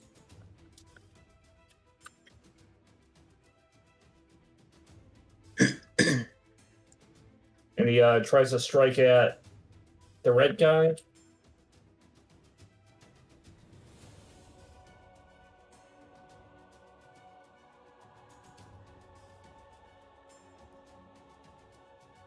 That's 10 damage. Alright. And that's all you see from Force. These guys are kind of duking it out up here. It's on you now, Sledge. Well, suddenly I don't want that car getting away, now that I've noticed that it's somehow important to this whole thing. So I'll take a step up here. Still within melee range, not breaking contact, but I'm going to try and chain grapple the car from here. So thrown weapon. Ooh. I'm assuming a 20 hits a car. Not natural, but still. Yeah, it hits the car. Right, and then that's what, a contested grapple.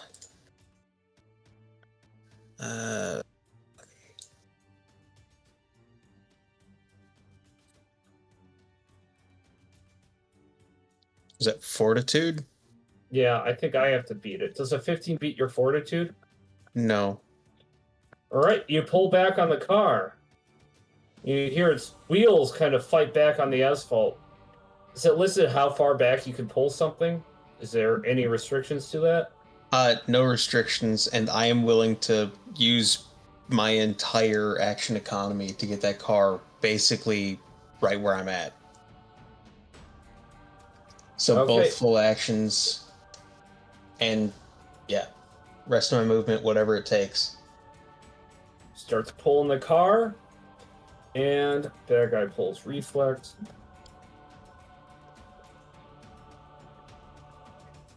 There's a 13 beat your reflex. Reflex. Let me see. Ties it, so yeah. Okay, you actually managed to pull back the car as wheels grind against the asphalt as if fighting, and then suddenly you notice that there's no resistance as you pull it in and you see somebody emerge with a motorcycle. The car kind of splits open, and a motorcycle bursts out. And you see the guy with a suitcase on his back. And he doesn't really pick up acceleration, he gets about this far.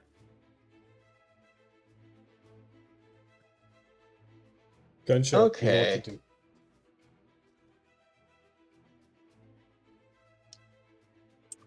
Really like that. Alright. You gonna have Gunshow do something? Yeah, I am. So he still has that barricade. Yep. Which gives him, what's that, an aiming bonus? Yeah. He can rest his gun on it to aim better, as long as he's on the opposite side of his target. It's easy enough to reposition. Yeah.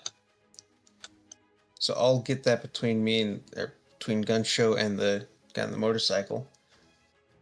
I suppose I could move him up one without breaking melee range. And then, let's see. So that's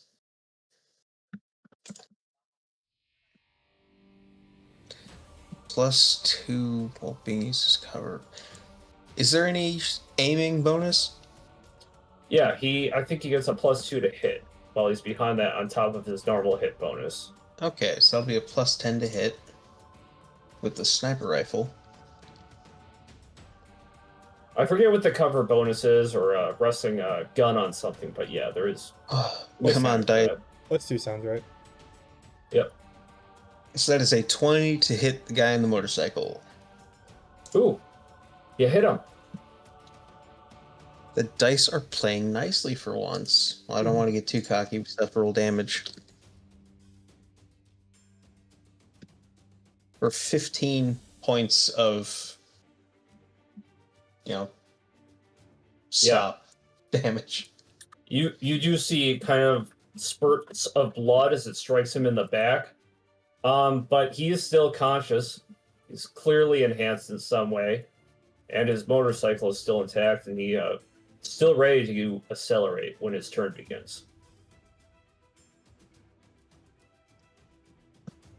I think that's all I've got.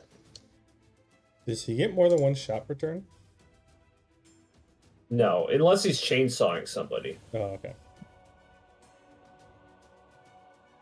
Can I sniper someone and then turn around and chainsaw somebody in the same turn? Not unless you want to get rid of the revving bonus. The revving bonus only works if it's consecutive turns chainsawing a single target without moving. Well, I've already moved. Oh.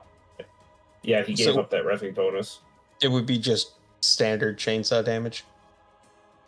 I'd say as long as you're maintaining contact with the way you are with the blue guy, I would give it to you. So yeah, continue revving. Alright. Let's see.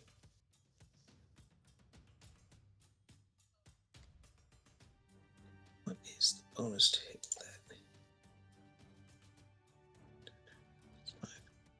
that? Okay.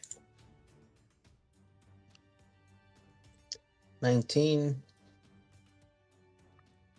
That hits. That is 363.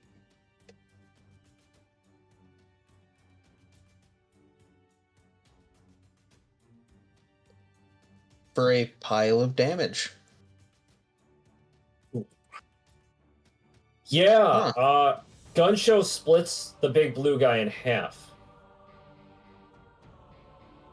Oh man, I can't imagine the maniacal laugh as he finally gets to just let loose. Yeah, fuck yeah! Just absolute maniac shit. Yeah, he's just exclaiming in excitement, "Fuck yeah!" as blood spurts out all over him and his big fake nose and mustache. Yes. I mean, he's been murder edging this whole time. He finally gets that release. All right, big blue guy is dead. Green guy is unconscious. Red guy is still active. Oh, he still has movement left. Ooh. What is his movement? +2, so 7. So you used 1. 2, 3, 4, 5, 6, 7. Just kind of steps on Sleet's body. I mean, there's nothing he can do for a guy without a head. Right.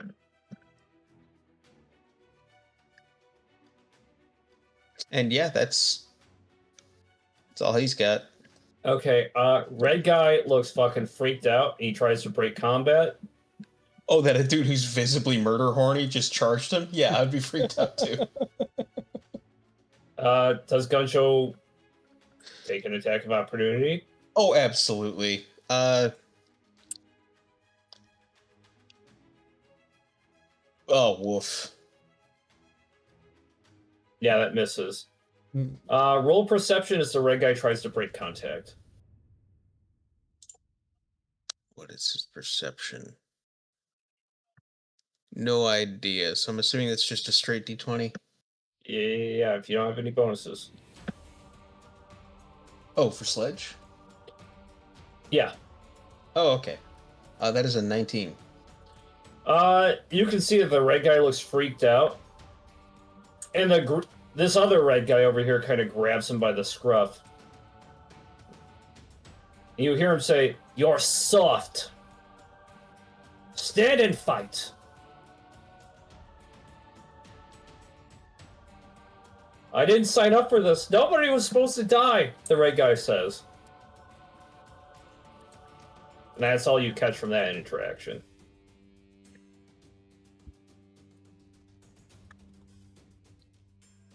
With that, the 4 soldier attacks.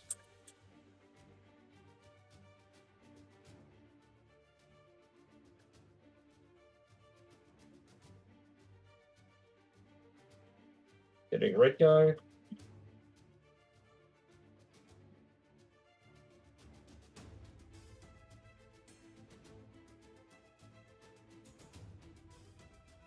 Damage.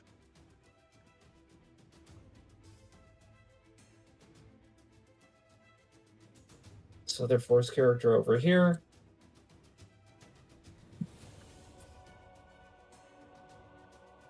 Kind of slow.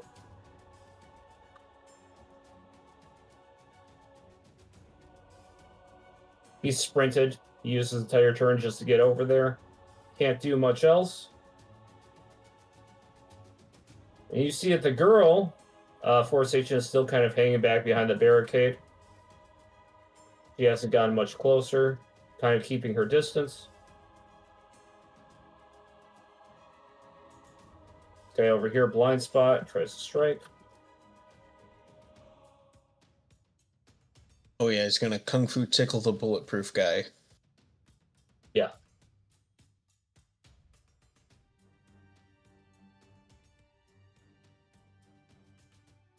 Yeah, he barely dents him.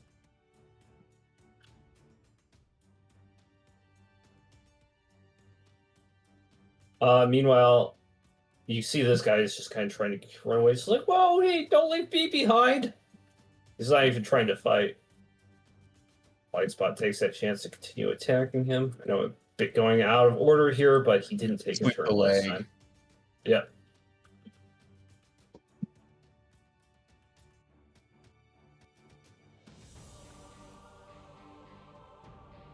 He continues dealing some damage to this henchman over here. It's just like he's fighting a wall over here. The guy's not completely bulletproof. He's getting fucked up, but he's more concerned with running away. And red guy over here tried breaking contact and just running away, but gray guy stopped him. So he's going to try to strike the force agent.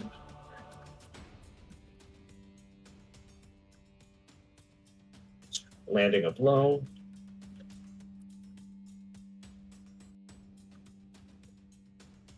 Like 8 fire damage.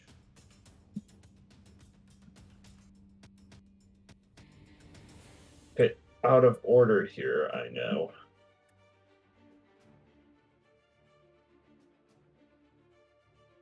So, okay, Hale uses his full movement. He runs up on Red Beret guy. I'm going to fucking kill you, he says. The Red Beret guy kind of just dodges his attack. All you heroes are soft, he says, as he effortlessly dodges Hale's strike. Really, after watching what fucking Gun Show just did? Yeah, maybe he might have to reconsider. And this bike guy is pretty much taking off. Oop. He is off map. You can easily go off map as well. If you exit combat and return to your car, it's your turn. If he's within 24 grids, I can get him. I'd say he's within 24 grids. Well, actually, he's much faster than that. He is completely. He is outside of that range. You'd have to return to your car and chase him down. Which would be a cakewalk. Once you get to your car.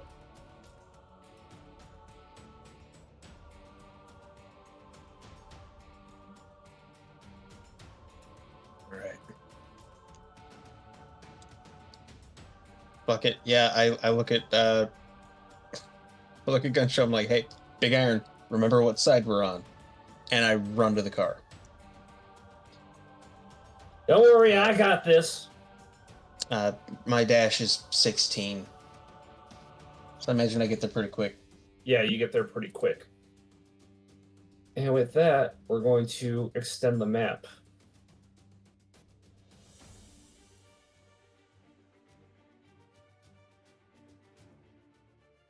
Oh, give me a second to transfer some things.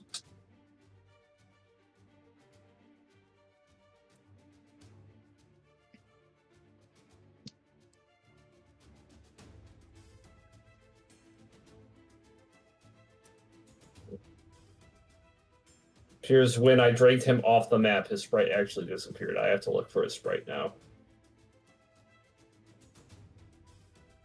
It fell off the edge of the world. Yeah. I have to actually look for Bike Guy's sprite. We'll have to find what part of Century City this is in and just mark here be dragons.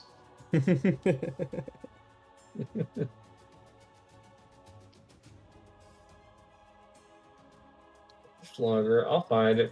Don't you worry.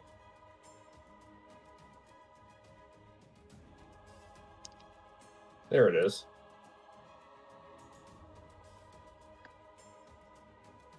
Oh, come on. Go. All right, and I am moving everybody over to Century City basic map.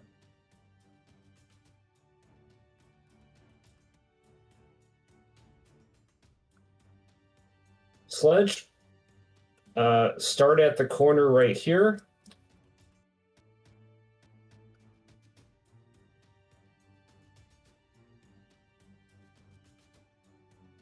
And for the sake of things, he has first an initiative. He is going to move. And also to dumb it down, or at least how I want Mega Movement to work, every 5 movement is 1 grid. So he's going to move 15 grids. 1, 2, 3. He gets about that far. How many grids do you move?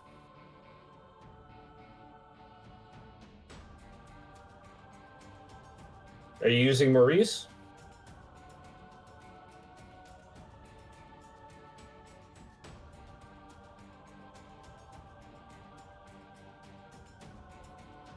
Sledge? Yeah, I'm using Maurice. What page is that? Oh, all the way at the bottom. He's the very bottom of encounter list. Oh, encounter list. Okay. Yeah, I didn't put him on your page. No, Probably should. that's totally fair.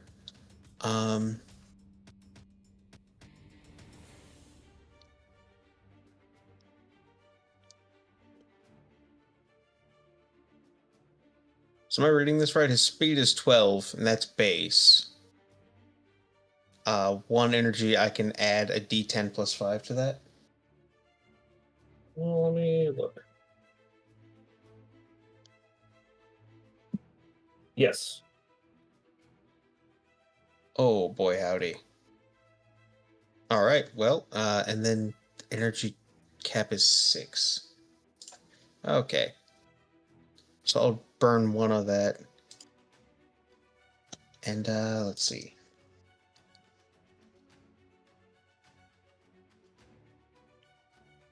So that's 20.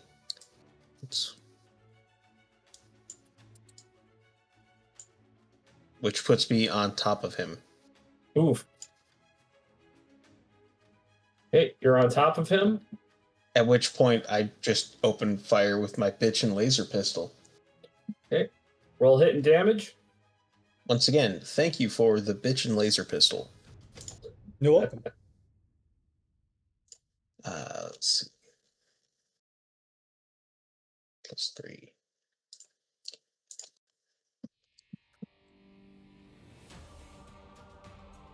Oh. First shot misses. Second shot also misses. All right. And with that, roll an opportunity attack as he tries to race right past you. And he's putting some extra oomph into it. You see some electricity surge from his hands. He grips the handlebars of his motorcycle and seems to imbue it with electric power. It's about to go much faster if you don't hit him. Roll opportunity attack.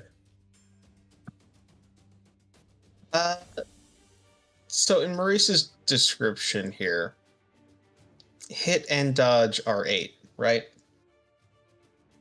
Let me scroll down because I don't know about that.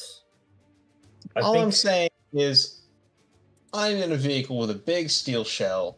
Oh, hit is... He doesn't have a hit. Hit slash dodge is like straight 8, not plus 8. So he's actually lower than 10. If I just sort of swerve to hit him, just, tweak the wheel over a little bit. How would I roll that as an attack? Do you have... I believe...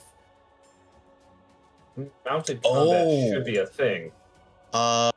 Driving, I do have a plus 6. Yeah, let me try and vehicular manslaughter this guy. Now we're talking. It's a 12. That misses. Oh, it pains me.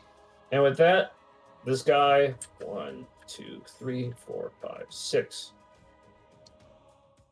He goes 6 grids away. You are losing track of him. Roll perception to maintain eye contact as he zips down and tries to weave between lanes. You know I can't perceive things. That is a 7. You didn't take too many complex turns. You think you know where to go.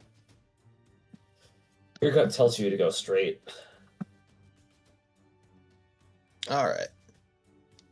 Then continuing rev this time, another point, 2d10 plus 5. Hang in there, Maurice.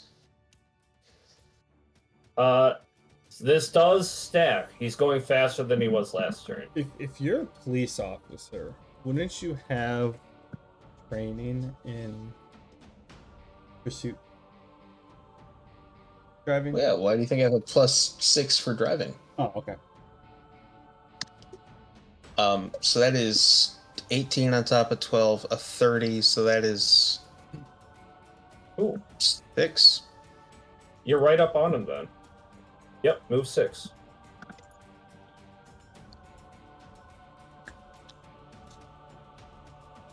And that is an All right. 18 to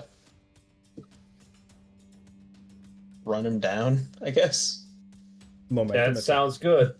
How much There's no damage does- friendly way to pit maneuver someone on a motorcycle.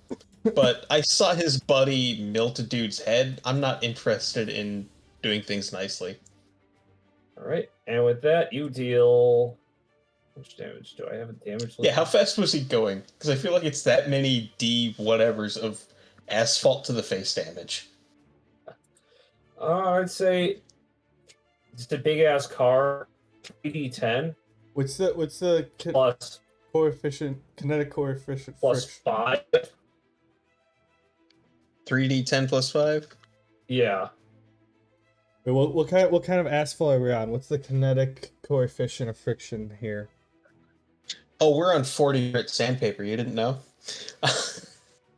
No, that's an 18 points of car damage. All right. Or rather, I suppose the 5 is applied to each roll. So 13, 8, and 7. Damn. All right. Yeah.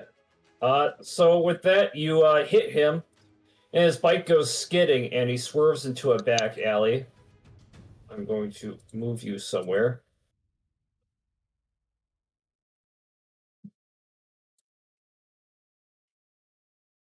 As soon as I find it. Have patience.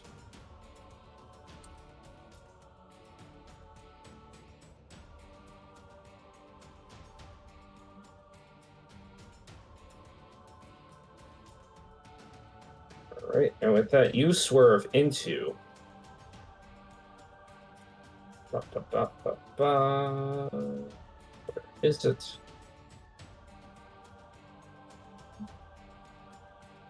Here we go.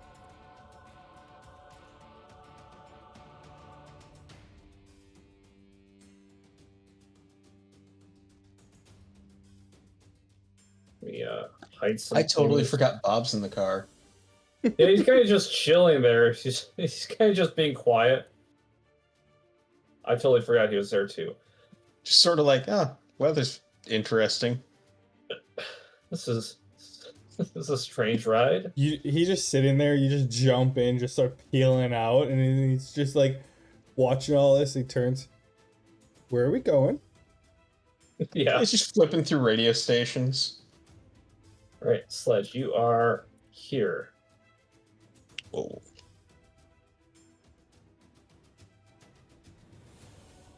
Motorcycle guy is. I got his sprite with him on his motorcycle, but he's on the ground. Are you going to exit the car? Put yourself right around here. He swerved to kind of an alley. And it's tight. I'll say it's tight. Your car won't exactly fit, even though the map says it will.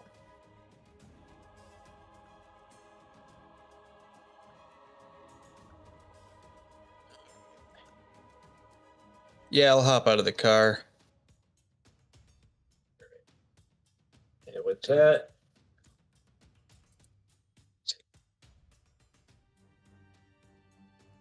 you exit the car, and you see him reach for his bike. His hand outstretched, and you see it sort of change shape and morph over him. Man. Alright, well, I used my movement to get there.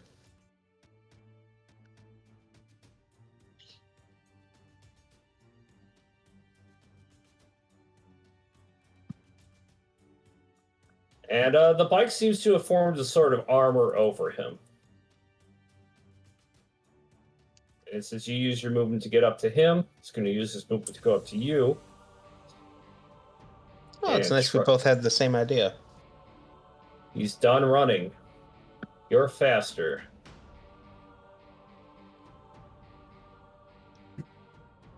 and he tries to. Gotta find his character sheet.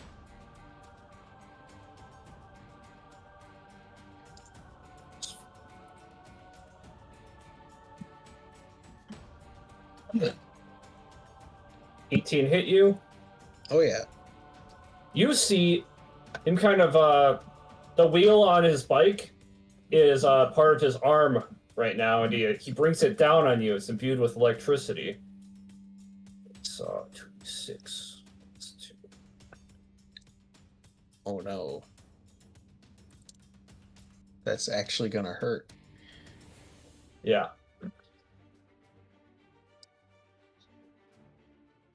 I suppose I did hit him with a car. It's only fair.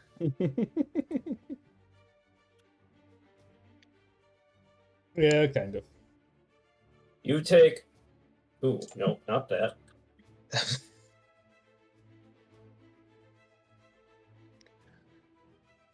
A 8 and 6 electric damage. And then he pushes more electricity through his wheel. Ooh. And it's kind of slides off of your skin as its acceleration increases. As it was revving up to deal more damage to you, it glanced off. Never fought a hybrid before. It's your turn. Alright, what the hell?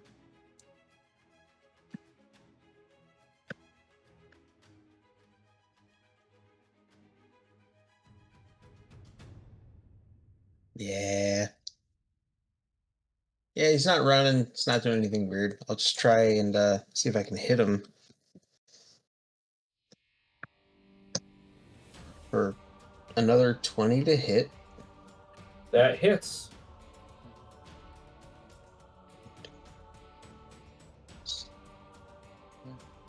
For 9 points of bludgeoning damage. Good. And then for my second attack, that's a 16. Does that hit?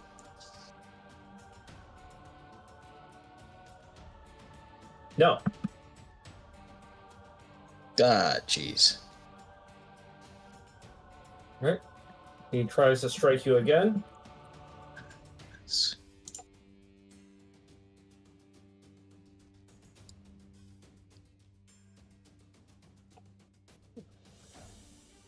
16 hit.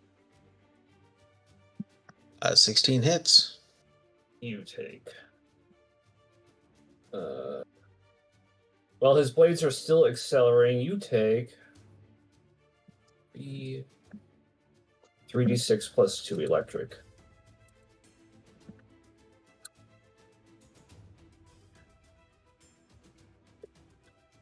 You take a 4 electric, 8 electric, and 6 electric damage.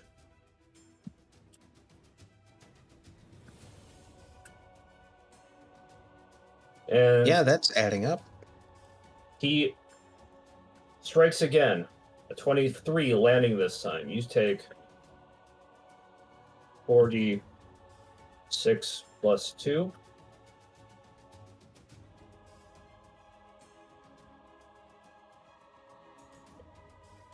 A 6, a 4, a 3, and a 4 electric damage. And that's his turn. Oh. Okay, let me just.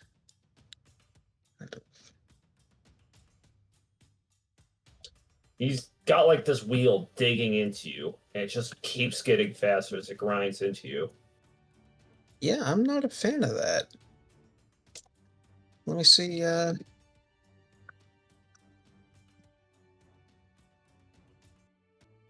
10 misses. Oh, come on now. This is not the time.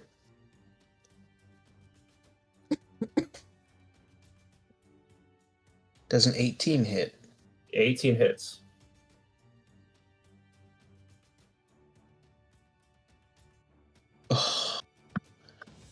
For 4 bludgeoning damage. Rip. At this point, I just turned to Bob. Hey, a little help? All right. Bob gets out of the car. Gotta find his sprites. Maybe I'll use a placeholder. I feel like looking for it. I gotta organize these. I got a lot of sprites. Okay. Bob comes out looking like this. I don't feel like looking. Alright, Bob comes out. Shoots. I forget what his hit bonus is. Frequency, do you remember what Bob's hit bonus is? Hit bonus? Yeah, for Bob? +2. Okay, +2. Oh, no, it's actually +5. It's +5. Never mind, I was wrong. Ooh, 18 hits.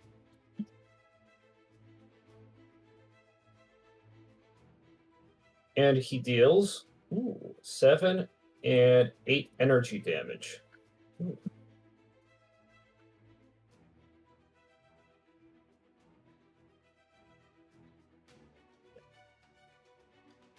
All right.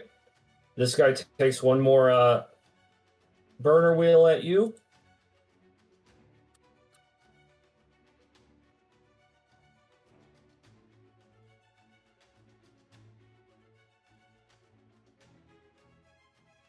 Is a +4 hits.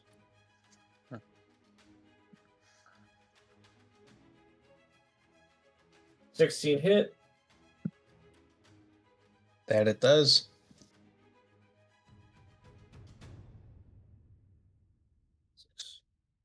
2. You take a 3, 7, 7, and 7 electric.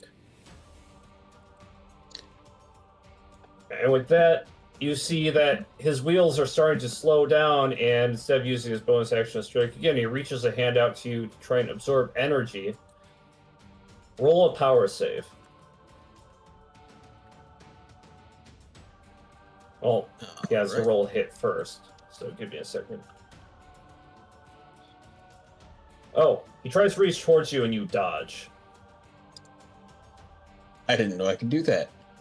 All right. Yep, and that's his turn. And you see that the bike kind of decombobulates, and he's back to being a normal person with bike parts around him.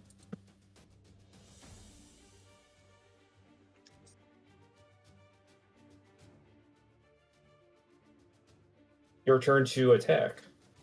I just know this is what's going to happen to Gun Show if he keeps doing the freak nasty with his gun. I can only imagine what this sick freak did with that motorcycle. Look at all those exhaust ports. I guess. There's a 21 hit. Yes. I suppose 18 does, so. For 8 bludgeoning damage. Yeah. Are you going for lethal or non-lethal? Non-lethal. Okay. As you He's bring quick, down, so I'm going to try and take his legs out. as you bring down the sledgehammer, he's no longer encased in armor, so he takes the full brunt of it, and he's pretty fucked up to begin with. And he looks up, his hand up. Oh, we weren't supposed to kill anybody. He gargles in blood as you bring down the hammer, knocking him unconscious.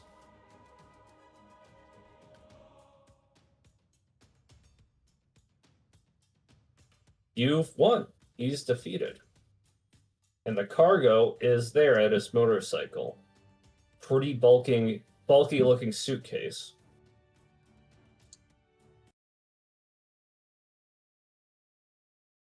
Yeah, okay.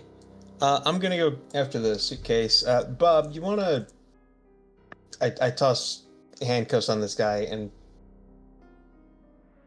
Bob, can you throw him in the back of the car? Oh, place him in the back of the car. Gently place him in the back of the car.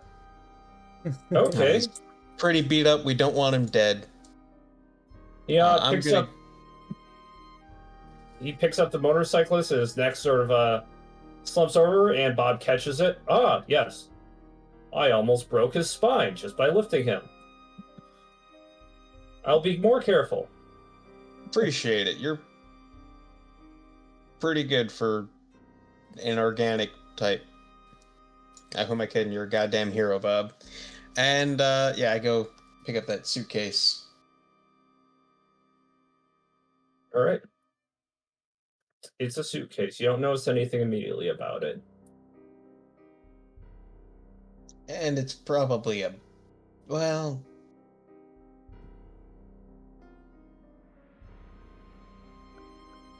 Yeah, before Force makes it disappear, I'm gonna open it up and see what it is.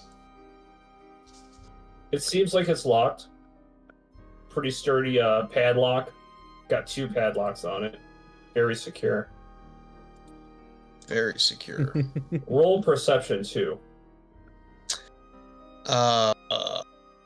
Yeah.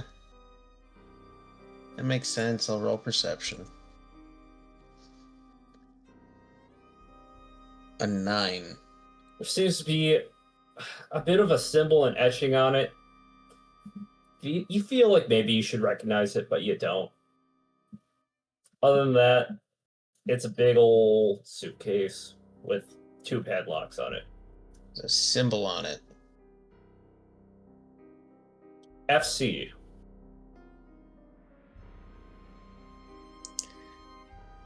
All right. Well, I pull out my phone. What kind of phones are we dealing with here? Like very basic. Yeah, big what era ass- of technology? Like the cell phones you'd see people talking on, like they're like bricks. They're giant ass bricks. Oh, okay. So I'm not Usually- about to shoot a picture over to Sparkstorm. Yeah. We don't have the Nokias or the Razors yet. Fair. Like the cell phones, watch American Psycho, those kind of cell phones. Yeah, big old brick. All right. It's more likely you have one in your car than you carrying one on you. Yep. All right. Well, I'll take the suitcase and I'll open the locks. Or at least attempt to. All right. You don't have any special lock picking skills, do you? Oh, no. I'm planning on opening it like I opened those handcuffs. Right? Are you just trying to break it open, or are you trying to retain the integrity of the suitcase? I'm just trying to break it open. All right. Roll fortitude. That is a 28. Okay. You kind of just squeeze the padlocks, and they crumble under your strength. Suitcase looks like it's ready to be opened. Excellent. All right. I sort of point it not directly at me, but off to the side, just in case it's some magic trapped poison gas, whatever nonsense. They love that kind of shit. And Alright. flip the latches and open her up. Right? You open it up, and you kind of look away, trying to be cautious. And you kind of hear something slurp out of it. Kind of like Of a all liquid. of the things that could have happened, slurping is not. I'm not excited about whatever that is. And you look at what came out. Yeah. You see this tiny little person. Parts of his body seem invisible. Other parts seem to be turning into liquid. He's shrinking, like absolute, like seems to be trying to get smaller. And back away from you. He's kind of like on his butt, scooting away. But he kind of looks like he's wearing a costume like a superhero. Hey, man. What the hell were you doing in a suitcase? What the hell are you doing opening the suitcase? Who the hell are you, man? I knocked that dude out, and I point to the person being slumped into the back of the car. He took you away from the scene of a crime, and I'm here to see if you're good. Just get us somewhere safe. Get us somewhere safe and I'll talk. Not here. Not here. He's looking. He's looking. Put me back in the suitcase. Quick, he'll detect me. All right, man. All right. I just sort of tuck him back in there, close it, and get back in the car. Right, as you get back in the car, roll perception.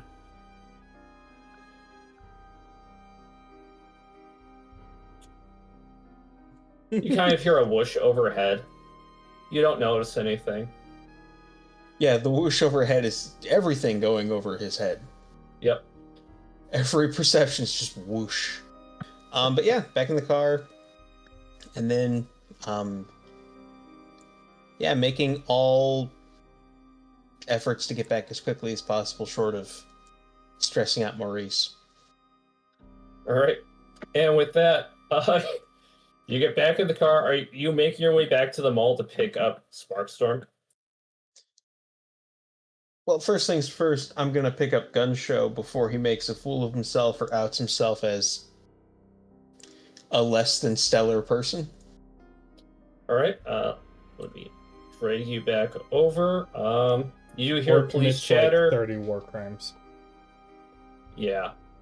I mean, it depends on the context for the war crimes, honestly. I'm pretty sure chainsawing a dude in half is frowned upon. But yeah, I've got the police scanner on. Okay. And with that, you hear that the situation has been sort of resolved. People are coming to the scene to, well, collect bodies and bring in prisoners. And medics are coming in to, well, help survivors. All right. As you make your way there, put yourself back on the map. I got to reposition some things.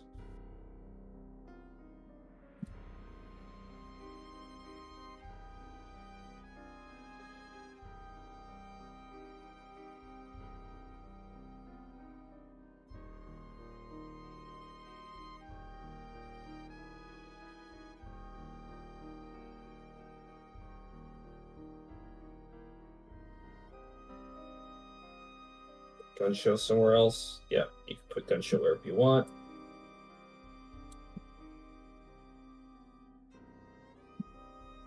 Appears as if Force has rounded up the remaining bad guys. You are free to investigate, ask, inquire what's going on. Real quick, could you check on the other map what Sledge's health bar is at? Okay. Because he took a beating. I just want to make sure I update that. Yeah, bike guy was pretty nasty. You mean Bob? 28. 28. Oh my god. All right. Yeah, I'll just catch up with Big Iron and just sort of fist bump and gesture back to the car. Let's get out of here. Well, before you leave, this Force guy over here, where is he? Hold on there, son. We have some questions for you. Yeah? Like what? Who's your buddy? And he looks over at Gun Show. Registered pro hero? Nah, he's like me, freelance. That's going to come with a fine. Well, agree to disagree. And I start walking away. He puts out his hand. Listen, Sledge. I don't know how you ran Century City before Force came in, but we're here now. We're here to restore order. You heroes couldn't clean up this mess. We did it for you.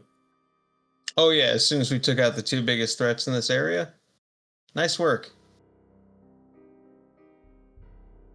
Your rules, not mine. Force doesn't intervene until there's blood on the ground. Most villains know that. Well, these guys didn't seem to know that. Maybe you should look around and see that your rules aren't exactly working. Wasn't for us, more people would have died. Listen, he tries to pull you to the side. Yeah, sure, I'll humor him. I respect you. I do. I grew up in this city. Sledge, you were my hero until I joined Force. I'm saying this as a courtesy. You should register. This freelance stuff isn't going to work out. Not anymore. You guys are dropping like flies. These new villains, these Fang guys, they don't play by the rules. So you're saying I should join your club and obey your rules and not do anything until someone gets killed? It's not like that. Pro Heroes is not the same as being in Force. But it's not freelance either.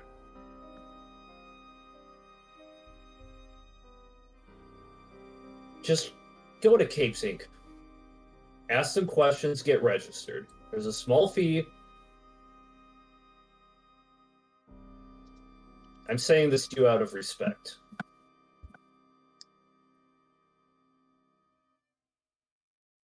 Tell you what, I pull out my notepad, turn it to a blank page, big old signature on it, rip the sheet out, hand it to him. Thanks for the tip, I'll take it into consideration. It's always nice to meet a fan. They head back.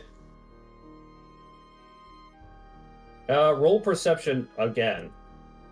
Oh my god, I'm so bad I at just these. want you to notice something. I want me to notice something. A 12. One of these four soldiers looks familiar. The chick at the bottom. She got red hair. You don't quite catch it. On your way to your car, you might want to walk past her, get a better look. Sure.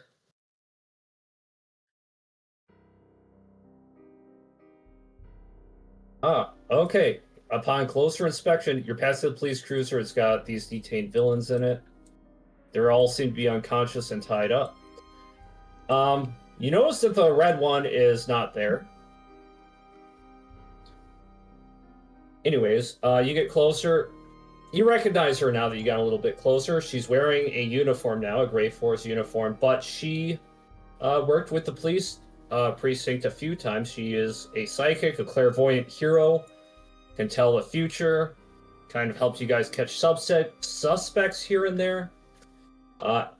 Anna O'Malley. She didn't quite have a code name.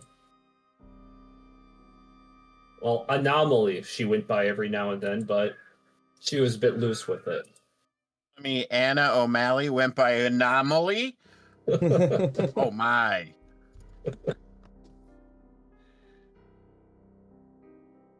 Better code name than I'd come up with. Do you want to ask her anything? She wasn't in Force last you checked. She was a freelance hero like you were. I suppose.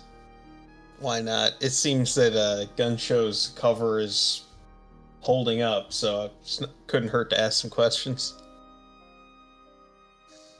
It's been a while, Anna. Have you been?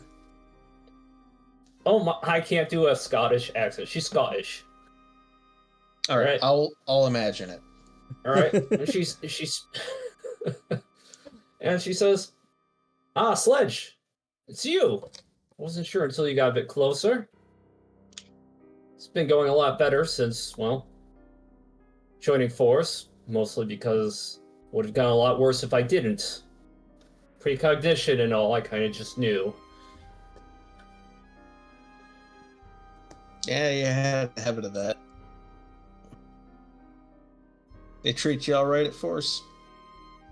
It's nice.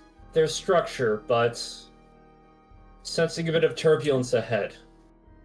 Maybe another change of careers is in order. Yeah, I know what you mean with that turbulence. Well, take care of yourself. Wait, Sledge. What's up? I sense a connection. And don't ask me for specifics, my powers don't work that way. Just stay away from Brightsville.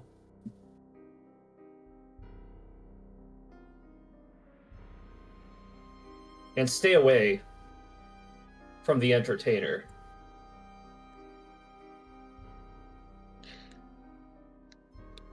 Just a second, looking up the range on my pistol so I know exactly how far away from the entertainer I'm gonna stay. I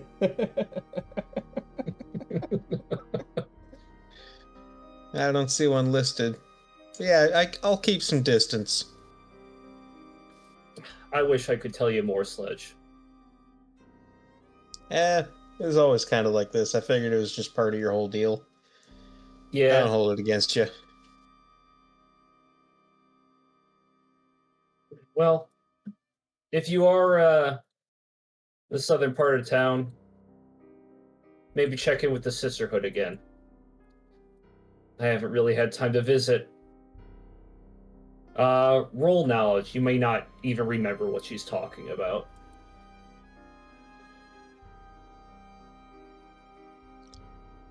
+6, okay.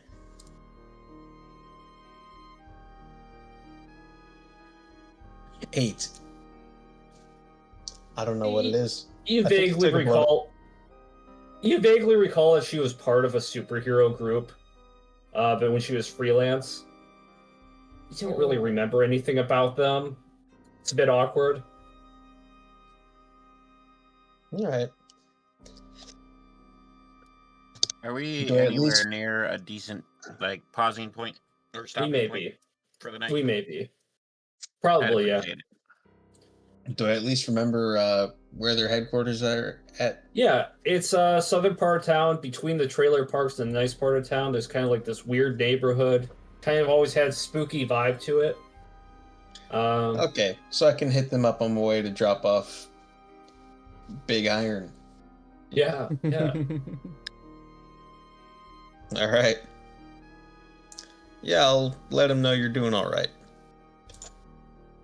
All right. One more thing, you can tell Hale is taking it pretty hard. He's been dead silent this entire time. You do know that your time pro hero, you don't have to roll for it. Sleet was his brother.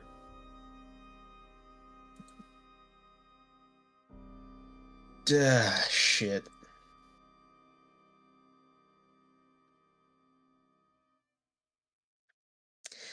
That's always tough. How soon is too soon to offer to buy a man a drink? That's up to you. You can see that his fist is clenched.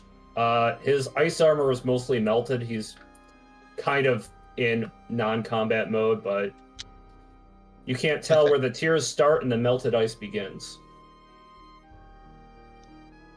Put my hand on his shoulder. And the other hand I pull out my flask. I just hand it to him. He doesn't say a word. He takes a swig. You were always one of the good ones, Sledge. He's like, nah, you can